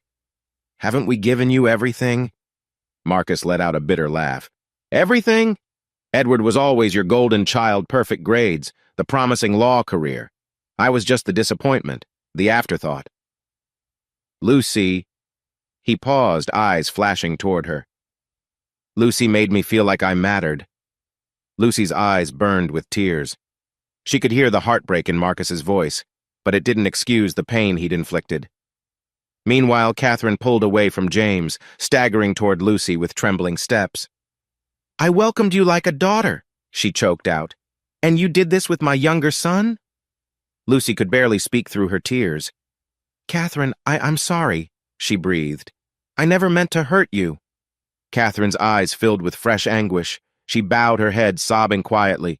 James gently led her to a chair, his face etched with sorrow and anger. Edward cleared his throat. "I want everyone to know," he began, drawing himself up, "that I've filed the necessary paperwork." He nodded at Russell, who held up a thick stack of legal documents. "Lucy signed a post-nuptial agreement not long ago," Edward went on, casting Lucy a look that mingled triumph with bitterness, "which stipulates that in the event of her adultery, she forfeits nearly all marital assets." A collective gasp rippled through the assembled relatives. Lucy's cheeks flared with renewed shock. She remembered that set of papers Edward insisted was a minor update. Her heart sank. How could I have been so blind? Marcus spat out, "You tricked her!" He glared at Edward. "You manipulated her into signing without reading the details." Edward's mouth curved in a humorless smile. She had every right to read it thoroughly. She chose not to. His gaze flicked to Lucy, who felt nauseous under its weight. Turning to Russell, Edward nodded. Now for the second matter, alienation of affection. It's still recognized in North Carolina. I intend to sue Marcus for deliberately undermining my marriage. A shocked murmur spread across the room. Lucy clutched the back of a chair, feeling dizzy. Marcus went pale, then red with fury. "You're going to sue your own brother?" he shouted, stepping closer to Edward as though ready for a fight. "Are you insane?" Edward stood firm. "Call it what you want. You both betrayed me." "My legal recourse is clear," James intervened, grabbing Marcus's arm. "Stop. This is not the place for violence." His voice shook with anger and disappointment. Catherine looked on, tears streaming down her face. "I can't believe it's come to this," Catherine murmured, eyes darting between her sons. "Marcus, Lucy, my God." Lucy's heart thudded, tears slipping down her cheeks. "Edward, can we please just talk alone? I never wanted any of this," she whispered, voice trembling. "I know I was wrong, but—" He silenced her with a clipped motion. "You made your choices, Lucy. I'm simply protecting what's mine." A restless wave of voices filled the living room, relatives whispering, some glaring at Lucy and Marcus, others looking away in pity or shock. The hush of heartbreak and betrayal mingled with the harsh undercurrent of condemnation. From across the room, Catherine staggered to her feet, leaning on James. "Marcus, we can't allow this disgrace," she managed, eyes red. "Go, leave our home." Marcus hesitated, face twisting in anguish. Lucy's stomach twisted at the finality in Catherine's voice. But Catherine wouldn't look at her. She might as well have told Lucy to leave as well. Marcus turned, furious and shaken. "So that's it? I'm exiled?" he hissed, his gaze flicking to Lucy, who stood trembling, unsure whether to follow him or stay. Then with one last glare at Edward, Marcus strode toward the door. James's voice rumbled from behind. "Don't show your face here until you've come to your senses, boy." The older man's eyes brimmed with unshed tears, anguish at losing his younger son to such a scandal. Marcus yanked open the front door and disappeared into the fading daylight, leaving an echo of slammed wood behind him. Lucy, legs wobbling, made a small noise, unsure if she should follow. Yet Catherine's stricken gaze pinned her in place, a silent condemnation. Edward exhaled, gesturing for Russell to hand him a thick envelope. "Lucy," he said, voice cold, "I've filed for divorce. You'll be receiving formal notice. Given our postnuptial agreement, you'll find the terms less than generous." He paused, swallowing hard. "Consider it the cost of betrayal." Lucy covered her mouth, tears spilling down her cheeks, unable to protest. Her gaze darted around the living room, judgment, pity, scorn, heartbreak. She let out a muffled sob and rushed toward the foyer, desperate to escape the suffocating atmosphere. Behind her, she heard Catherine's broken cry and James's attempt to console her. Russell stepped aside, quietly packing up the laptop and documents. In the hush, Edward stood rigid, fists clenched at his sides as the final fragments of his marriage and family shattered around him. 2 days later, Lucy Hughes sat alone in the corridor of the Mecklenburg County Courthouse. A row of stiff plastic chairs lined the walls, beneath fluorescent lights that washed out every color. She clutched a packet of legal documents, a copy of Edward's divorce petition, and the postnuptial agreement she'd foolishly signed. Her eyes were swollen from sleepless nights spent replaying Edward's public exposé. Catherine's horrified sobs still echoed in her ears, and the memory of Marcus storming off haunted her every thought. She felt raw, as if every nerve was exposed to cold air. A bailiff walked past, nodding politely. Lucy glanced down at her phone. No messages, no calls. She'd texted Marcus once, but received only a curt reply. "I can't talk right now." She didn't have the nerve to call Catherine or James. She was sure they wanted nothing to do with her. Suddenly, The wooden door beside her creaked open, revealing Edward and his associate Linda Collins.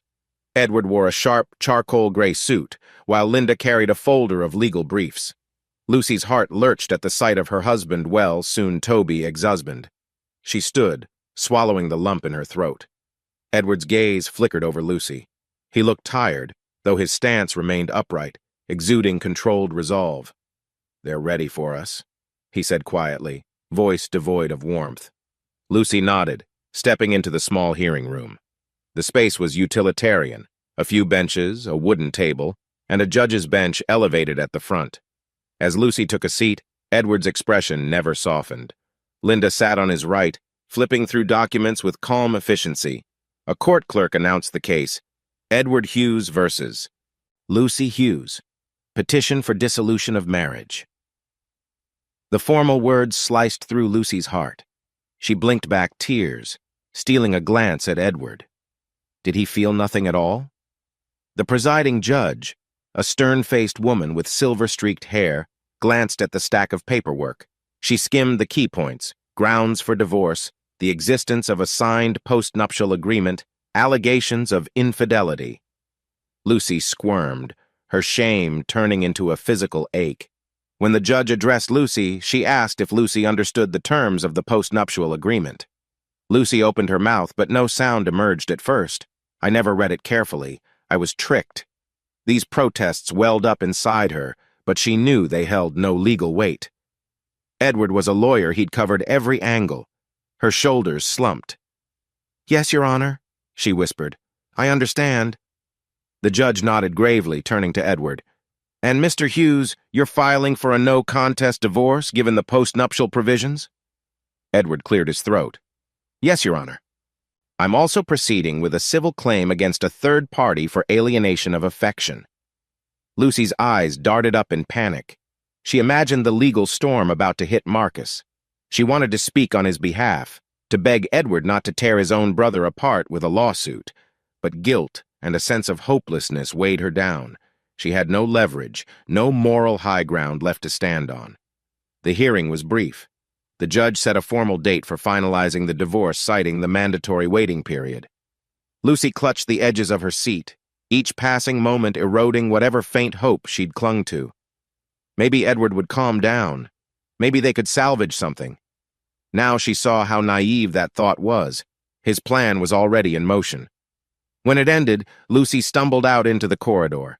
The labyrinth of hallways felt suffocating. Edward and Linda lingered inside, presumably discussing next steps with the clerk.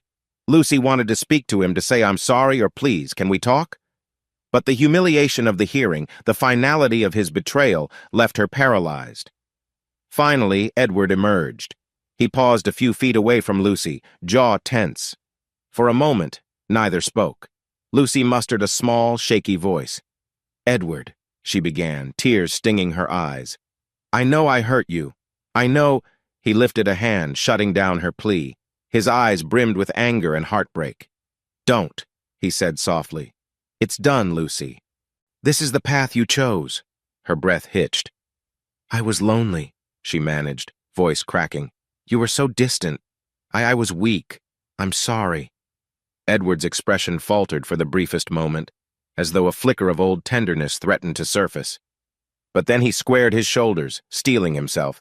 "We all make choices," he said. "Now we live with the consequences." With that, he turned and walked down the corridor. Linda gave Lucy a polite, regretful nod before following him. Lucy remained rooted to the spot, silent tears rolling down her cheeks, as strangers bustled past in the courthouse's routine flow. She sank onto a bench, replaying the judge's words, "Petition for dissolution of marriage." The final blow would come at the official hearing, but Lucy already felt divorced, shattered by her own actions and Edward's merciless retribution. Outside a window, the skyline of Charlotte stretched under a gray sky. Lucy realized she had no idea where to go. The thought of returning to the apartment she once shared with Edward made her sick. Checking into a cheap hotel or crashing at a friend's place was her only option. Her mind whirled with questions about money. The post-nuptial agreement left her nearly penniless if Edward enforced every clause. Gathering the last shred of composure, Lucy stood and walked out of the courthouse. As she stepped onto the sidewalk, a frigid gust of wind caught her hair, as though mocking her state of ruin. She wanted to curl up and disappear, but the world kept spinning, indifferent to her pain. Even so, Lucy sensed this was the start of a cruel new chapter, one marked by isolation, regret, and the reality that she had lost not only her husband, but the respect of his entire family. As she hurried away, tears slipping down her cheeks, she felt the hollow echo of what she'd become, a woman condemned by her own fatal mistakes. Late afternoon sunlight slanted through the blinds of Naomi Jenkins's law office, creating stripes of light and shadow across the small waiting area. Lucy Hughes sat stiffly on a cushioned chair, a manila folder clutched against her chest. The hum of the air conditioner offered the only relief from the sweltering heat outside. Her heart thudded as Naomi's assistant, a polite young man named Troy, beckoned her inside. Lucy stood, smoothing the wrinkles in her simple blouse. She'd barely slept since the disastrous family confrontation and the humiliating moment at the courthouse. Now each step felt like walking on shards of glass. Naomi Jenkins greeted her with a warm but professional smile. A petite woman in her mid-30s, Naomi wore a neatly tailored suit and kept her dark hair in a tight bun. "Lucy Hughes?" she asked, extending a hand. "I'm Naomi. Please, have a seat." Lucy settled into the leather chair opposite Naomi's desk. The lawyer's office was tidy, dominated by tall shelves of legal volumes and scattered evidence of her specialization in family law, framed diplomas, a few news clippings of past cases she'd handled. The neatness reminded Lucy of Edward's own meticulous ways, a thought that sent a sting of regret through her chest. Naomi folded her hands. "I understand you're seeking representation. Why don't you tell me a bit about your situation?" Lucy swallowed, opening her folder with trembling fingers. It contained the post-nuptial agreement, the divorce petition, and a few emails referencing the new legal demands. "My husband Edward filed for divorce," Lucy began, voice shaking. "He also had me sign this post-nup not long ago. I thought it was just a routine update, so I didn't read it carefully." Her eyes welled with tears. "It basically takes away everything. The apartment, our joint accounts, everything is in his name." Naomi gently took the documents, scanning them with a practiced eye. "He's an attorney?" she asked softly. Lucy nodded. "Yes, very good at what he does." Naomi tapped a paragraph with her pen. "He's included an adultery clause which is fully enforceable in North Carolina if all conditions are met. And from what I see, it's airtight." She sighed, glancing up. "You said you signed this willingly? No one forced you or threatened you physically?" Lucy shifted in her seat. "He was being kind that week, cooking dinner, telling me it was just a legal formality. But no, he didn't threaten me." A guilty flush warmed her cheeks. "I was distracted. There's no real proof of coercion." Naomi's gaze was gentle. "Legally, that's a big hurdle. Postnups can be invalidated if there's evidence of fraud or duress, but if you signed voluntarily, it's going to be extremely difficult to overturn." She paused. "Also, you mentioned an affair. If Edward has proof, the adultery clause can't just be dismissed." Lucy swallowed the lump in her throat. "He does. A lot of proof." Naomi closed the folder, leaning forward. "I'm sorry to say, Lucy, but given the documents and the circumstances, your best move might be to attempt a settlement. Even if you can't get the lion's share, we could negotiate some basic financial support, maybe transitional alimony, at least for a short period." Tears pricked Lucy's eyes. She remembered the day Edward had confronted her in front of his entire family, humiliating her with explicit evidence. "I don't think Edward will negotiate," she whispered. "He wants me to have nothing." Naomi offered a sympathetic nod. "Sometimes people say that out of anger, but once they see the cost and the time a lengthy legal battle demands, they might be open to compromise. Let me draft a letter, see if we can open up negotiations." Lucy wanted to hope, but her spirit felt crushed. She heard the echo of Edward's cold voice, his unwavering conviction that she deserved this. Could he be reasoned with? She asked, voice hollow. He was so loving once. Naomi's expression softened. I've seen all kinds of divorces, Lucy. People can surprise you. Let's proceed step by step. I'll do everything in my power, but I won't give you false promises. Lucy exhaled a shaky breath, tears glistening on her lashes. Thank you. She paused, rummaging for tissues in her purse. What about my job? She wiped her eyes. I'm a doctor, but the hospital's considering disciplinary action. Because my personal scandal. Her voice cracked at the last words, shame flooding her. Naomi pursed her lips. That's a separate issue. But if you need references or character witnesses, we can gather statements. You might face reputation damage, not just legal trouble. I'm afraid it's all connected.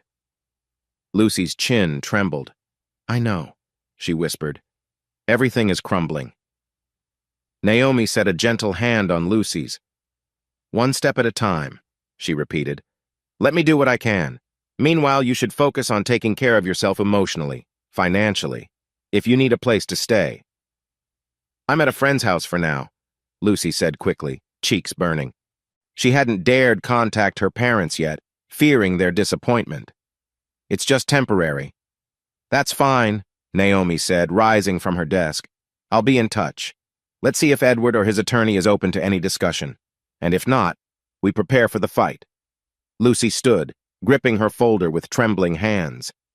As she left the office, the late sun glared off the pavement, reflecting the harsh reality she now faced. Prepare for the fight, Naomi had said, but Lucy felt she'd already lost more than she could bear. A muggy haze clung to Charlotte's streets as Marcus Hughes stalked down the sidewalk toward a small law practice. He couldn't believe it had come to this. Edward suing him, the family turning their backs, his finances in free fall. Anger simmered beneath his surface, fueling each step. He pushed open the glass door of Harris and Roy. A hum of an overhead fan greeted him in the modest reception area. The place was no high-rise law firm, just a couple of worn chairs and a nondescript potted plant. Perfect reflection of Marcus's predicament. No frills, no advantage. A receptionist with curly hair glanced up. Marcus Hughes? She asked, consulting an appointment list. Yeah, he muttered. Here to see Daniel Harris. Right this way, please. She guided him down a short hallway to a cramped office. Daniel Harris, a seasoned attorney in his 50s, rose from behind a paper-laden desk and offered a courteous handshake. Marcus barely returned the gesture before dropping into the chair. So you got my situation from your assistant, he said, impatience coloring his tone. Harris nodded, settling back into his seat. Yes, I've looked over the documents you emailed. Your brother filed an alienation of affection claim against you. He paused, letting that sink in. We also have the adultery evidence that's pretty strong. You're in a difficult spot. Marcus's jaw clenched. Yeah, no kidding. Look, my brother's always been the golden boy, some big-shot lawyer. Now he wants to ruin me financially. Harris sighed, rubbing his temple. North Carolina is one of the few states that still allow such claims. If Edward proves that your actions alienated Lucy's affection from him, you could be liable for significant damages. Marcus bristled. Lucy had her own mind. She wasn't some puppet. Don't I have a right to say she chose me? Even as he said it, a wave of guilt crashed over him. Choice or not, Harris said, the law focuses on whether you interfered in the marital relationship. And Edward's got a wealth of evidence. Messages, hotel records, maybe witness statements. From what you told me, it sounds like he's been collecting proof for a while. Marcus smacked a palm on the desk. He set me up, that snake. He's making it look like I seduced Lucy. He glowered at Harris. So what's the plan? We fight it, right? Harris removed his glasses, exhaling. Marcus, you're free to fight, but be warned. It's expensive, and the odds aren't in your favor. If Edward's as prepared as you say, going to trial could result in a massive judgment against you. Potentially thousands, maybe even hundreds of thousands of dollars. Marcus's face blanched. He had nowhere near that kind of money. He'd bounced from one half-baked business idea to another, lacking the stable career Edward had. I can't pay that, he admitted, voice strained. So what do I do? Harris pursed his lips. We might attempt a settlement offer something smaller in exchange for dropping the suit, or you can try to disprove the emotional damage. But that's extremely tough if Edward demonstrates he and Lucy had a strong marriage before your involvement. Marcus fumed inwardly. Strong marriage, he scoffed. Lucy had confided her loneliness. That's what drew her to him in the first place. But in a courtroom, Edward's narrative would likely overshadow it. Harris studied him. Have you spoken to Lucy about a joint defense? Sometimes, if the spouse testifies it was entirely their choice, it can shift blame. But I'm not sure how cooperative she'd be. Marcus let out a bitter laugh. Lucy's drowning in her own mess. She can't even help herself, let alone me. And Edward's divorcing her. He sank back in the chair. We're both screwed, right? Harris was quiet for a moment. Look, these cases are messy. If there's any chance to negotiate with Edward outside of court, you should consider it. The alternative is gambling with a jury's sympathy. A judge could side with your brother and bury you in damages. Marcus stared at the dingy ceiling, rage coiling inside. So basically, I apologize to Edward, beg for mercy, and hope he doesn't milk me dry? Essentially. Harris said gently, I know it's not what you want to hear, but that might be your best shot to avoid total ruin. Marcus's hands balled into fists. The idea of groveling to Edward, the brother who always overshadowed him, made him nauseous. Still, the fear of a crushing financial penalty was worse. He had triggered this chain of events by pursuing Lucy. Now the price was staggering. He rose abruptly, shoving his hands into his jacket pockets. All right, he said, voice tight. Draft whatever you need. Just let me know if Edward's open to a settlement. If not. Harris stood as well. Then we prepare for the hearing. I'll do my best, but no guarantees. Marcus nodded curtly. Thanks. Without a second glance, he strode toward the exit, ignoring the receptionist's polite goodbye. Outside, the sticky summer heat hit him like a wall. He inhaled, frustration flaring. Edward had cornered him perfectly, and there was no easy escape. He rubbed his face, thinking of Lucy, how she'd been the one person who made him feel important. Now, he was about to be dragged through the legal mud, possibly bankrupted, all because he'd chased something he couldn't have. Or maybe, he thought darkly, because Edward set the trap and I walked right in. A morning drizzle veiled the steps of the Mecklenburg County Courthouse in a slick sheen. Lucy, Marcus, and Edward each arrived separately with their respective attorneys, tension rippling through the corridors. This was the preliminary hearing where a judge would decide how to move forward with both the divorce case and the alienation of affection suit. Lucy's legs felt unsteady as she stood beside Naomi Jenkins, who offered a reassuring nod. Across the aisle, Edward conferred quietly with Linda Collins, his associate. Marcus paced near the back of the courtroom, a stormy expression on his face, while Daniel Harris tried to calm him. When the bailiff called their case, everyone filed into the front rows. Lucy's heart thumped. She dared a glance at Edward, who returned her look with a stony indifference that cut deeper than any words. Marcus, for his part, fixed his gaze on a speck on the wall, refusing to acknowledge either sibling. The judge, a stern-faced woman with silver hair, settled into her seat. Her voice carried the authority of someone who'd seen every kind of family drama. This is a preliminary hearing in the matter of Edward Hughes versus Lucy Hughes for divorce and Edward Hughes versus Marcus Hughes for alienation of affection. A murmur rippled through the sparse audience. Lucy's cheeks burned at the attention. She stared at the empty bench in front of her, wishing she could vanish. Naomi stood first, briefly stating Lucy's position, that Lucy acknowledged the divorce proceedings but hoped to negotiate an equitable arrangement despite the postnuptial agreement. My client was unaware of the full implications, Naomi said, her tone polite yet firm. We respectfully request the court's review. Edward's attorney, Linda Collins, rose next, voice crisp as she laid out their case. Mr. Hughes contends that Mrs. Hughes willingly signed the postnuptial agreement, which is legally binding. Furthermore, we have substantial evidence of her adultery with Marcus Hughes, thus activating the agreement's clauses. She nodded at a stack of documents on the table. We ask the court to uphold it in full. Lucy's stomach churned. The judge flipped through the file, brow furrowed. Mrs. Hughes, do you have grounds for alleging you were coerced or misled? She asked. Lucy's throat felt tight. She stood shakily. Her voice faltered. She recalled Edward's gentle approach at the time, the romantic dinner. He was very... Convincing, she managed. But no, he didn't threaten me. Understood, the judge said, lips pressed in a thin line. For now, I see no immediate basis to nullify a signed agreement. Lucy's shoulders slumped. The judge then turned to Marcus's matter. Linda calmly explained Edward's position, that Marcus deliberately undermined the marriage, with explicit communications proving he encouraged Lucy to cheat, damaging Edward's marital relationship.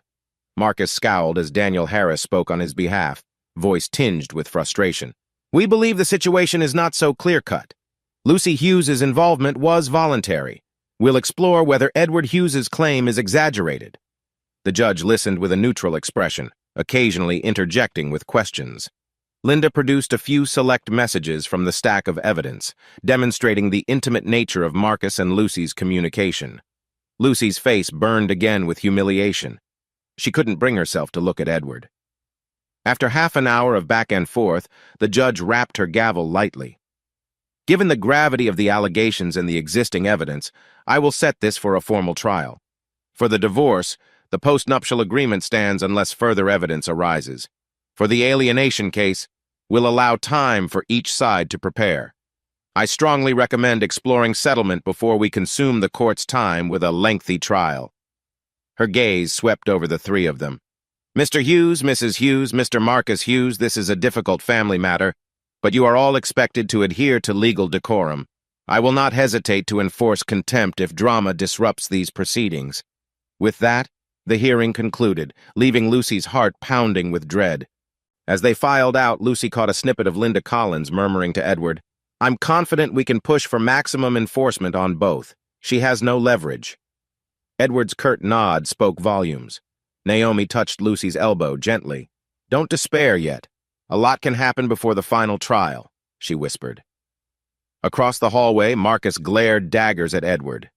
You think you've won, big brother? He spat. We'll see. Edward didn't respond. He simply regarded Marcus with the same clinical detachment he'd offered Lucy. Then he turned on his heel, leaving Marcus fuming. Lucy's eyes stung as she watched the two brothers once so close now locked in a legal death grip, and she was the wedge that broke them. Naomi nudged Lucy toward the exit. Let's go, she said softly. We'll regroup. There's nothing more we can do today. Outside, the drizzle had intensified into a steady rain. Lucy clutched her thin jacket, the damp chill seeping into her bones. Marcus stomped off in the opposite direction, cursing under his breath as Harris tried to calm him. Edward and Linda disappeared into a waiting car, the headlights cutting through the gray gloom. Lucy lifted her face to the rain, tears mingling with raindrops. Her marriage was nearly over, her finances in jeopardy, her reputation stained. And now she stood on the brink of a public trial. Every choice, every sin came crashing down, and there was no easy way out. Days blurred into weeks as Lucy tried to navigate the fallout. She stayed in a cramped guest room at a college friend's small townhouse on the outskirts of Charlotte. The friend, Marissa, was kind, but had limited space. Lucy slept on a pull-out couch, each morning waking to the sting of her new reality. Her phone rang incessantly, reporters sniffing around for a salacious story, colleagues from the hospital offering tentative sympathy, or administrators demanding explanations. The hospital board had placed her on administrative leave, pending a morality clause review. Lucy felt her once respectable career teetering on the edge. One gray afternoon, Lucy mustered the courage to call her parents. Their shocked silence was worse than any lecture. Her mother's voice wavered with disappointment, urging Lucy to come home, but Lucy hesitated. She'd made her bed, why drag them into her shame? Still, with nowhere else to turn, she promised she'd consider it. Meanwhile, Marcus drifted in a parallel state of isolation. His old circle of friends distanced themselves either out of disapproval or fear of Edward's looming lawsuit. Forced out of James and Catherine's house, he bounced from motel to motel, draining his meager savings on nightly rates. Each new argument with Edward's legal team only heightened the risk of catastrophic damages. Daniel Harris pressed him to settle, but Marcus fumed. I refuse to grovel, he growled more than once. One evening, Lucy scrolled through social media.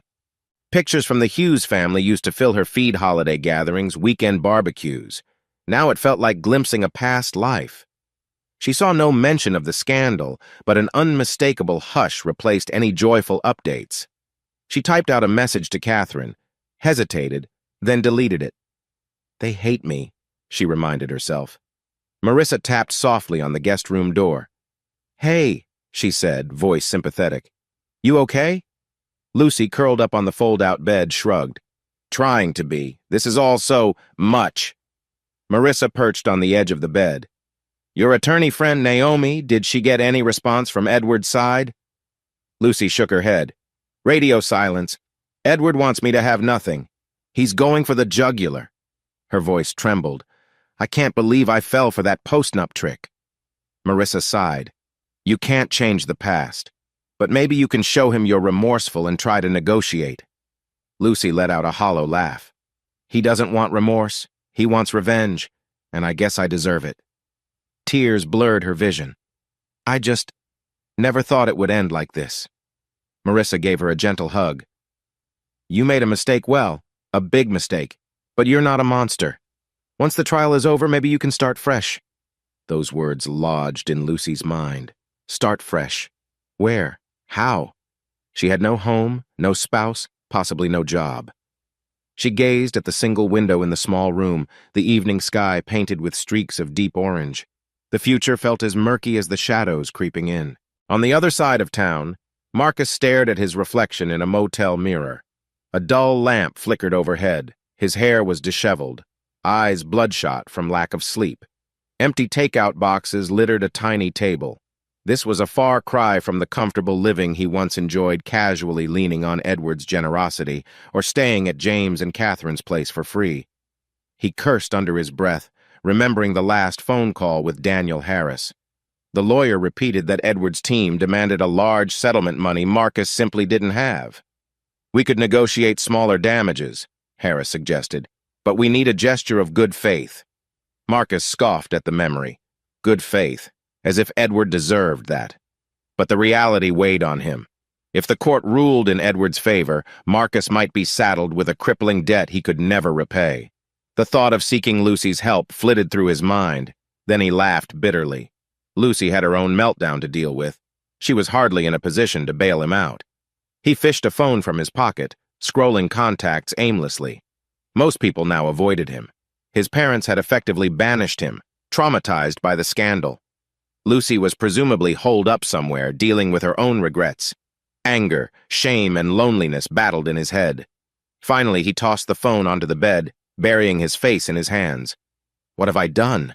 came the unspoken question.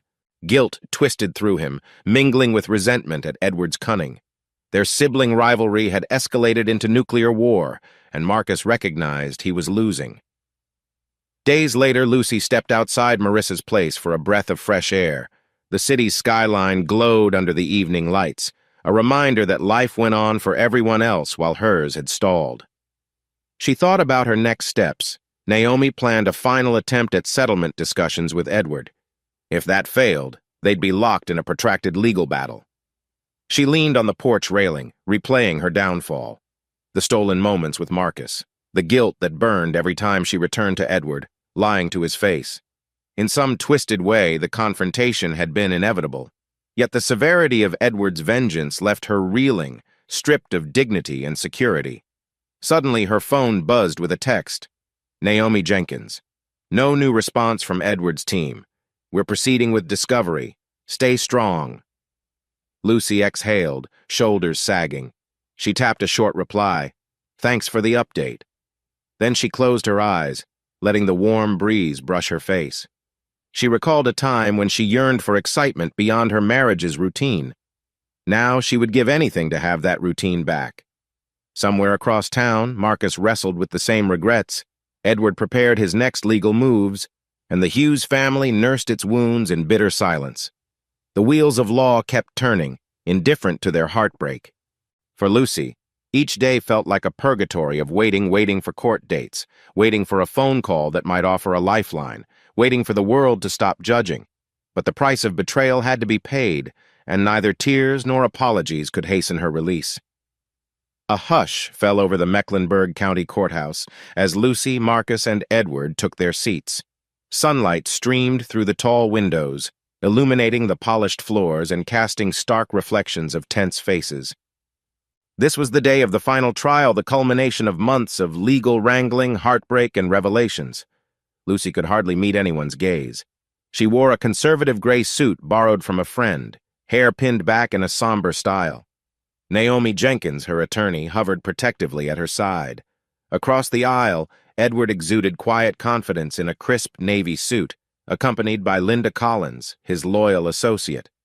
Marcus sat further down, arms stiff by his sides, with Daniel Harris leaning in to whisper some last-minute advice.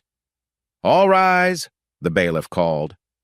The judge, the same silver-haired woman who had presided over earlier hearings, entered and took her seat behind the high bench. "Case number 7213, she began. "Edward Hughes versus Lucy Hughes for divorce settlement and enforcement of a post-nuptial agreement. Edward Hughes versus Marcus Hughes for alienation of affection. Parties present?" Edward cleared his throat. "Yes, Your Honor." Lucy's voice came out shakier. "Yes, Your Honor." Marcus merely gave a curt nod. The judge scanned the thick docket, then looked at the attorneys. "We'll handle the divorce first. Counsel, proceed." Linda Collins stood, posture poised. With measured clarity, she summarized Edward's stance. Lucy had committed adultery, breaching their marriage vows. The post-nuptial agreement properly drafted, voluntarily signed, stipulated that upon such breach, Lucy forfeited ownership of shared property, including the condo, savings, and investments. Linda methodically referenced each clause, highlighting Lucy's signed acknowledgement. Lucy's stomach churned. She vividly recalled that day in Edward's office, how she'd casually trusted him. At the time, she had no clue the document contained her ruin. Naomi rose to respond, reaffirming Lucy's regret, her misunderstanding of the agreement's severity, but the judge showed little sympathy. "There's no legal ground to invalidate the post-nuptial agreement," the judge intoned. "No proof of fraud or coercion. So, Miss Jenkins, unless you have new evidence, the court must honor the contract." Naomi hesitated, then reluctantly conceded she had nothing further. Lucy gripped the edge of the table, tears threatening to blur her vision. The judge's gaze flicked to Edward. "It appears the post-nuptial agreement stands. I find no basis to modify its terms. Miss Hughes retains minimal personal belongings but loses all marital assets." A stunned silence. Lucy's heart sank to her ankles. She wanted to scream, to protest that Edward was punishing her beyond measure, but she also knew the law didn't side with adulterers who signed binding documents. Edward's face remained impassive, no victory gloat, just an expression of grim inevitability. The judge nodded to the clerk. "Therefore, the marriage of Edward Hughes and Lucy Hughes is hereby dissolved. The property division follows the post-nuptial agreement. Now, on to the alienation of affection claim." Marcus steeled himself, jaw clenched. Daniel Harris attempted a final defense, arguing that Lucy's affair stemmed from her own volition, that Marcus didn't maliciously interfere with Edward's marriage. But Linda presented a relentless array of texts and covert photos, painting Marcus as an active participant who knowingly courted his brother's wife. The judge appeared unmoved by any claims of Lucy's unhappiness. "In North Carolina," the judge said, voice clear, "alienation suits may succeed if the plaintiff proves a genuine marital bond was harmed by a third party's intentional conduct. Given the evidence extensive messages, explicit rendezvous, it's clear Mr. Marcus Hughes willfully engaged in a relationship with Mrs. Lucy Hughes while she was still married, contributing to the destruction of the marital bond." Marcus's knuckles whitened on the table. Lucy couldn't even look at him, guilt twisted inside her. Edward showed no reaction. The judge sighed. "Alienation suits are rarely pursued, but in this case, the plaintiff has satisfied the burden of proof. Therefore, Mr. Marcus Hughes is found liable for alienation of affection and required to pay compensatory damages to Mr. Edward Hughes." A low murmur rippled through the courtroom. Marcus closed his eyes, shoulders sagging in defeat. Daniel Harris requested a low figure, citing Marcus's limited finances, but the judge set a significant sum enough to devastate someone of Marcus's meager means. The gavel rapped. "Edward Hughes, Lucy Hughes, the divorce is final. Edward retains the home and assets as per the post-nuptial agreement. Lucy, you forfeit your claims. Marcus Hughes, you must pay damages for alienation of affection. Court is adjourned. With that, the final blow landed. Lucy felt the world tilt. She was now divorced, penniless, and drenched in shame. Marcus faced financial ruin. Edward stood tall in the hush, the legal victor. Linda gently touched Edward's shoulder. He offered a curt nod, then started gathering his papers. Lucy could only watch him, tears pricking her eyes. She had once loved that man wholeheartedly, and he had loved her. Now they were strangers, bound only by bitterness. Marcus glared at Edward from across the aisle. "You happy?" He spat softly, voice trembling with suppressed rage. Edward didn't answer, merely gave him a cool, measured look. Lucy rose on unsteady feet, Naomi at her side. She gazed at Edward, wanting to at least say something, but words failed her. He turned away, slipping out of the courtroom with Linda and a small group of onlookers. Marcus stomped off in the opposite direction, Daniel Harris trailing behind with a weary sigh. Naomi squeezed Lucy's arm. "I'm so sorry, Lucy," she whispered. Lucy nodded, tears escaping. "It's not your fault," she managed. The harsh overhead lights reflected on the polished bench, the empty seats. It all felt surreal, like a nightmare she couldn't wake from. Silence enveloped the room until the bailiff politely indicated they needed to clear. Lucy clutched her purse, stepping out into the corridor where the distant hum of voices and echoing footsteps jarred her raw emotions. Her mind whirled. No home, no marriage, no money. She had lost everything in the space of a single gavel strike. She pressed a hand to her chest, inhaling shakily. This is the price, she reminded herself. The price of betrayal, the cost of illusions, the fallout of giving in to an impulsive, destructive affair. And she had no one to blame but herself. Outside on the courthouse steps, clusters of reporters had gathered, sniffing out a sensational story, an attorney winning a high-profile alienation suit against his own brother. Cameras flashed, and microphone-wielding reporters jostled for quotes. Lucy froze at the top step, feeling claustrophobic in the swirl of voices. "Miss Hughes, do you have any comment? Is it true you lost everything? Marcus, are you appealing the judgment?" Marcus brushed past Lucy in a huff, pulling his jacket collar up to hide his face. Daniel Harris tried to shield him from the press, snapping a curt, "No comment." Lucy glimpsed Marcus's expression: rage, shame, defeat, before he vanished into the crowd, leaving her alone. She looked around, heart pounding. Where had Edward gone? She spotted him briefly near a sleek black sedan, Linda Collins by his side, a small throng of reporters hounding them for statements. Edward kept his composure, offering a terse, "The court has spoken." Then he disappeared into the car, which drove off, leaving the press unsatisfied. Lucy swallowed hard. A reporter turned to her. "Miss Hughes, is it true your affair destroyed your husband's trust? What do you have to say for yourself?" Overwhelmed, Lucy shook her head, voice trembling. "No comment, please." She pushed through the throng, refusing to engage. Her chest felt tight, as though she couldn't breathe properly. One final camera flash left her blinking away spots of light as she stumbled down the courthouse steps. Naomi eventually caught up, gently guiding Lucy toward a quieter side street. "Just ignore them," the lawyer murmured, her grip steady. "They'll move on to another story soon." They arrived at Naomi's compact sedan. Lucy leaned against the passenger door, trying to steady her breathing. "That was horrible," she whispered, eyes burning. Naomi nodded. "I'm sorry you had to deal with that. Let's get you somewhere safe. Do you have a place to stay tonight?" Lucy forced a nod. She'd arranged a short-term rental in the outskirts of Charlotte, using what little savings she had left. "I'll manage," she said, voice thick with tears.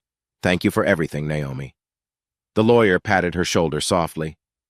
"I'll finalize the paperwork. Ensure you have the official copies. But I'm afraid the judge's ruling is ironclad. You'll need to figure out next steps, maybe relocating if that's your plan." Lucy exhaled shakily. "Yeah, I can't stay here. Everything reminds me of him, of what I did. I'll leave Charlotte soon." Naomi gave a solemn nod. "Stay in touch if you need anything." She opened the car door for Lucy. "Come on, I'll drop you at your place." Lucy accepted the ride, numb. She stared out the window as downtown Charlotte faded behind them, streets teeming with life, oblivious to her personal tragedy. Billboards advertising law firms and new apartment complexes flickered by. She realized with a hollow pang that she once belonged to this city as Dr. Lucy Hughes, Edward's accomplished wife. Now, she was just a cautionary tale. Meanwhile, at a parking lot behind the courthouse, Marcus slumped into the passenger seat of Daniel Harris's car. He hammered a fist against the dashboard, cursing under his breath. "I can't pay that. Edward might as well have asked for my soul," he spat. Daniel turned the key, the engine sputtering to life. "I know," he said quietly, guiding the car onto the street. "Legally, you can attempt payment plans or even consider bankruptcy if it's unmanageable. But the judgment stands." Marcus fumed, running a hand through his hair. "That bastard. He's not just punishing Lucy, he's punishing me for being the screw-up younger brother." His voice cracked with a mix of anger and self-loathing.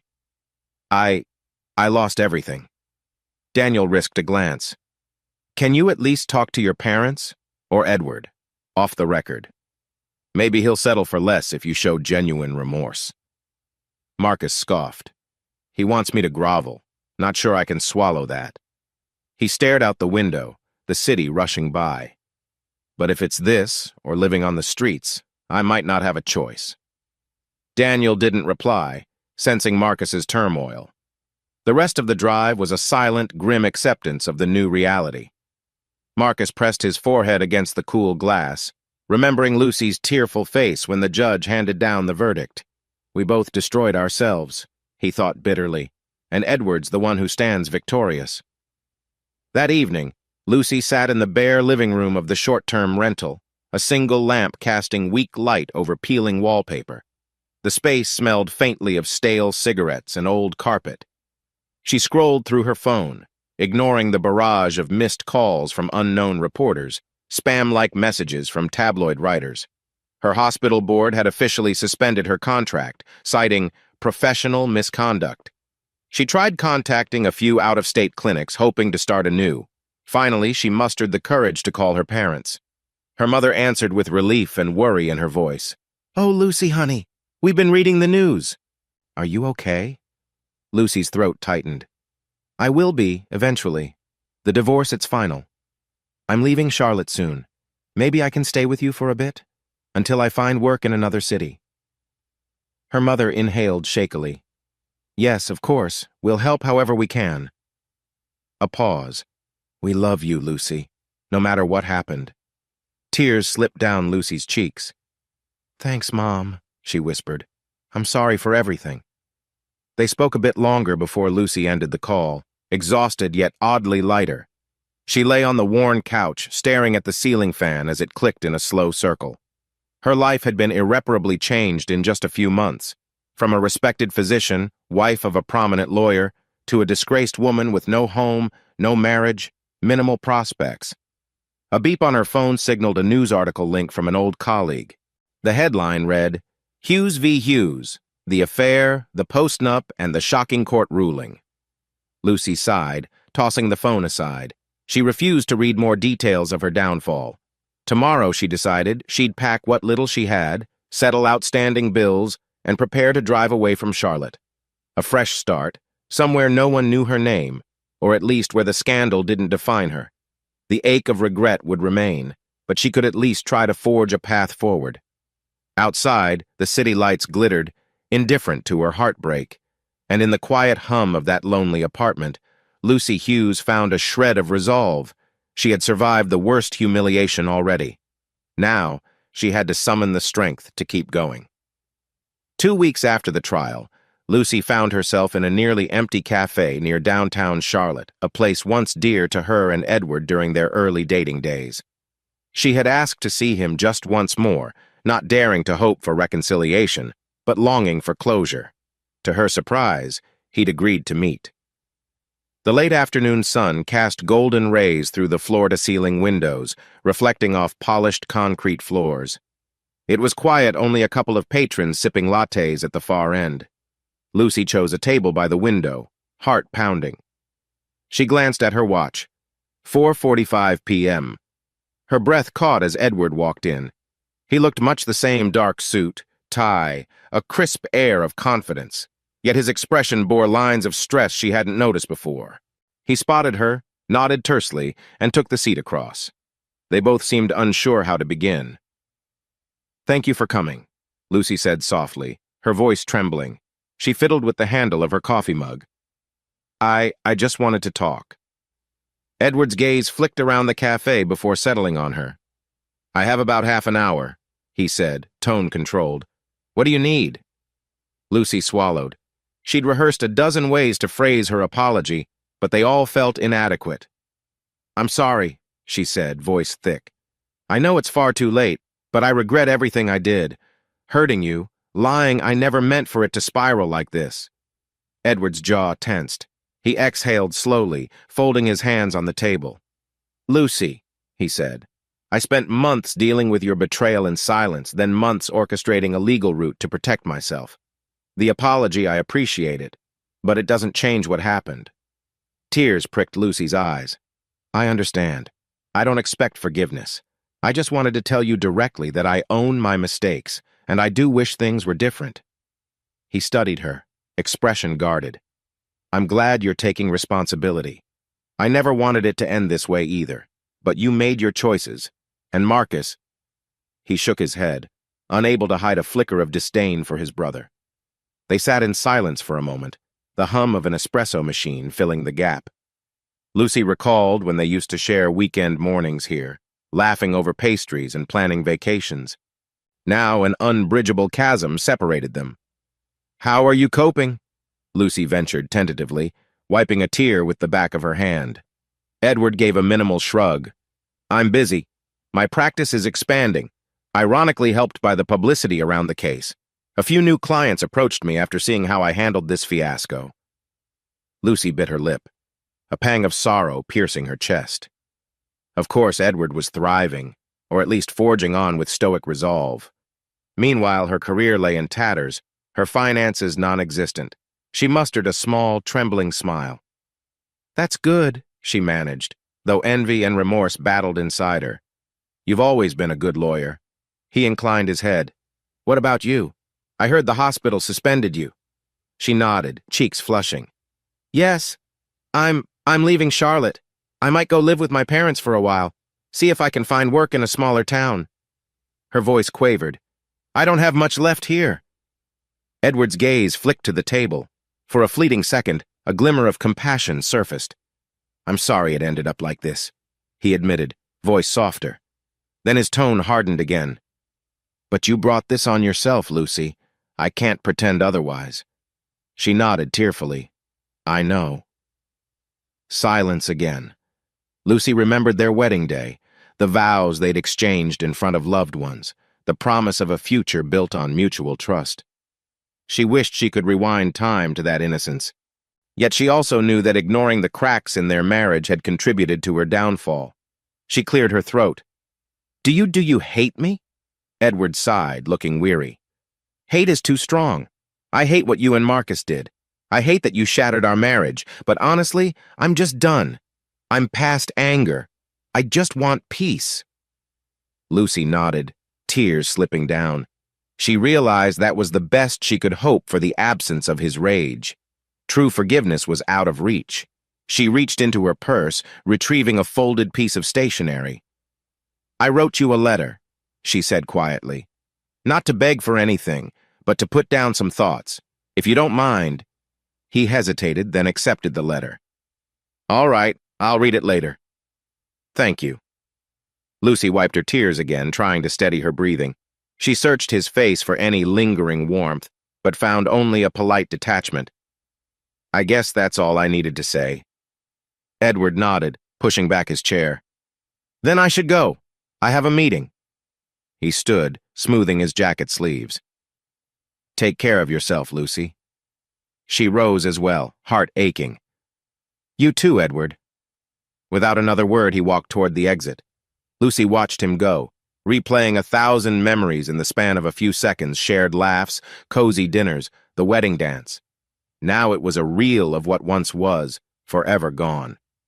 The door chimed as Edward left, sunlight flooding in. He didn't glance back. Lucy slumped into her seat, tears falling freely onto the table. Their final conversation had been cordial, yet impossibly distant. It was the definitive goodbye to the life they once shared. After a few minutes, she finished her cold coffee, gathered her purse, and stepped into the late afternoon sun.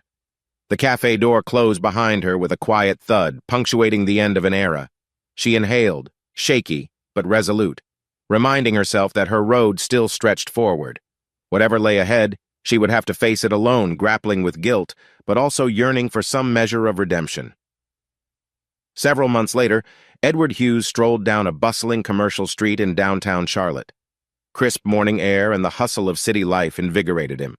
He paused outside a sleek, newly renovated office building, the glass doors reflecting his thoughtful expression. Above them, shiny letters spelled out, Hughes and Associates Law Firm. He stepped inside, nodding to the receptionist, a sharp-eyed woman named Maribel, who greeted him with a respectful, "Good morning, Mr. Hughes." Workers still put finishing touches on the lobby decor, modern lighting fixtures, tasteful art on the walls. A sense of pride and possibility washed over him. This firm was his fresh start, built on the momentum he'd gained from high-profile cases, including his own notorious divorce proceedings. In the main conference room, Linda Collins waited with a stack of new client files. She offered Edward a warm grin. "Ready for our first day in the new space?" Edward exhaled, scanning the room where bright light poured through floor-to-ceiling windows. The skyline of Charlotte sprawled beyond, alive with promise. "I am," he said firmly. "Let's make it count." Linda briefed him on an upcoming corporate dispute, details swirling on her tablet screen. Edward listened intently, making efficient notes. He felt a detached focus these days, no personal chaos to distract him. Yet he couldn't deny the faint undertow of reflection that sometimes gripped him, especially when he glimpsed a headline rehashing his divorce scandal or overheard gossip about Lucy's departure from the city. He set aside those thoughts, burying any residual pain in his work. He had come too far to look back now. The new firm was thriving, his legal reputation solidified. James and Catherine had cautiously re-established some contact, though the rift with Marcus remained unhealed. Edward had heard rumors Marcus might have left Charlotte altogether, struggling under the weight of court-ordered payments. It no longer stirred satisfaction, just a distant sense of finality. "Here's the sign you asked about," Linda said, handing Edward a small brass plaque reading Edward Hughes, ESQ, Managing Partner. He ran his fingers over the engraving, letting a subtle smile cross his face. After Linda left to check on a meeting schedule, Edward gazed out the window, the city a sea of buildings and possibilities. A flicker of memory surfaced Lucy's tearful eyes in the cafe, her trembling apology. He'd read her letter days later, a heartfelt testament of regret and a bittersweet wish for his happiness. It had stirred old feelings, a pang of sadness, but also a sense of closure. Whatever love or anger they once shared, he felt no room for it now. Peace was all he sought. He walked to his private office, a spacious corner suite with modern furnishings. Setting the brass plaque on his new desk, he took a moment to reflect. The journey from betrayed husband to calm attorney had been brutal. He'd faced heartbreak, exposed Lucy and Marcus's affair in the most public way, and endured a legal battle that shook his entire family. Yet here he stood, forging ahead. His phone buzzed with a text from Catherine. "Good luck on your first official day, son. We love you." He typed back a quick, "Thank you," heart warming slightly. Though the family ties were still fragile, they were mending in small steps. He flicked through a few unread emails, scheduling client meetings. A sense of satisfaction bubbled under his calm exterior. This day was a testament to resilience. Losing a marriage, salvaging dignity, channeling pain into a new ambition. He wasn't proud of every tactic he'd used, but he refused to regret protecting himself. In his mind, Lucy's betrayal demanded consequences. He had delivered them. Still, as he reviewed a high-stakes case file, a gentle sigh escaped him. Not everything was black and white. He recognized the heartbreak beneath Lucy's mistakes, even felt a kernel of sorrow for Marcus's downfall. But life moved on, and so had he. A soft knock at the door. Linda popped her head in. "Edward," The client from Riverside Corporation is here. He straightened, closing the file. Right, let's go. With a final glance at the city skyline, he turned off the overhead light and followed Linda to the conference room. His footsteps echoed on polished floors, each step carrying him further from his old life and deeper into the future he was building. Late that evening, after the clients had gone, Edward lingered by the panoramic window. Neon signs glowed across Charlotte, reflecting off the glass. The hush of after-hours quiet enveloped him. He exhaled slowly, remembering the final words Lucy spoke in that cafe, her tears shimmering in the light. He didn't hate her time had softened that edge, but he couldn't let the past define him either. He thought of the post-nuptial agreement locked away, the divorce decree that granted him everything, and the alienation judgment that pinned Marcus under debt. It all felt like echoes from a life so recently lived, yet already fading. Maybe in some distant future the bitterness would fade enough to allow real closure.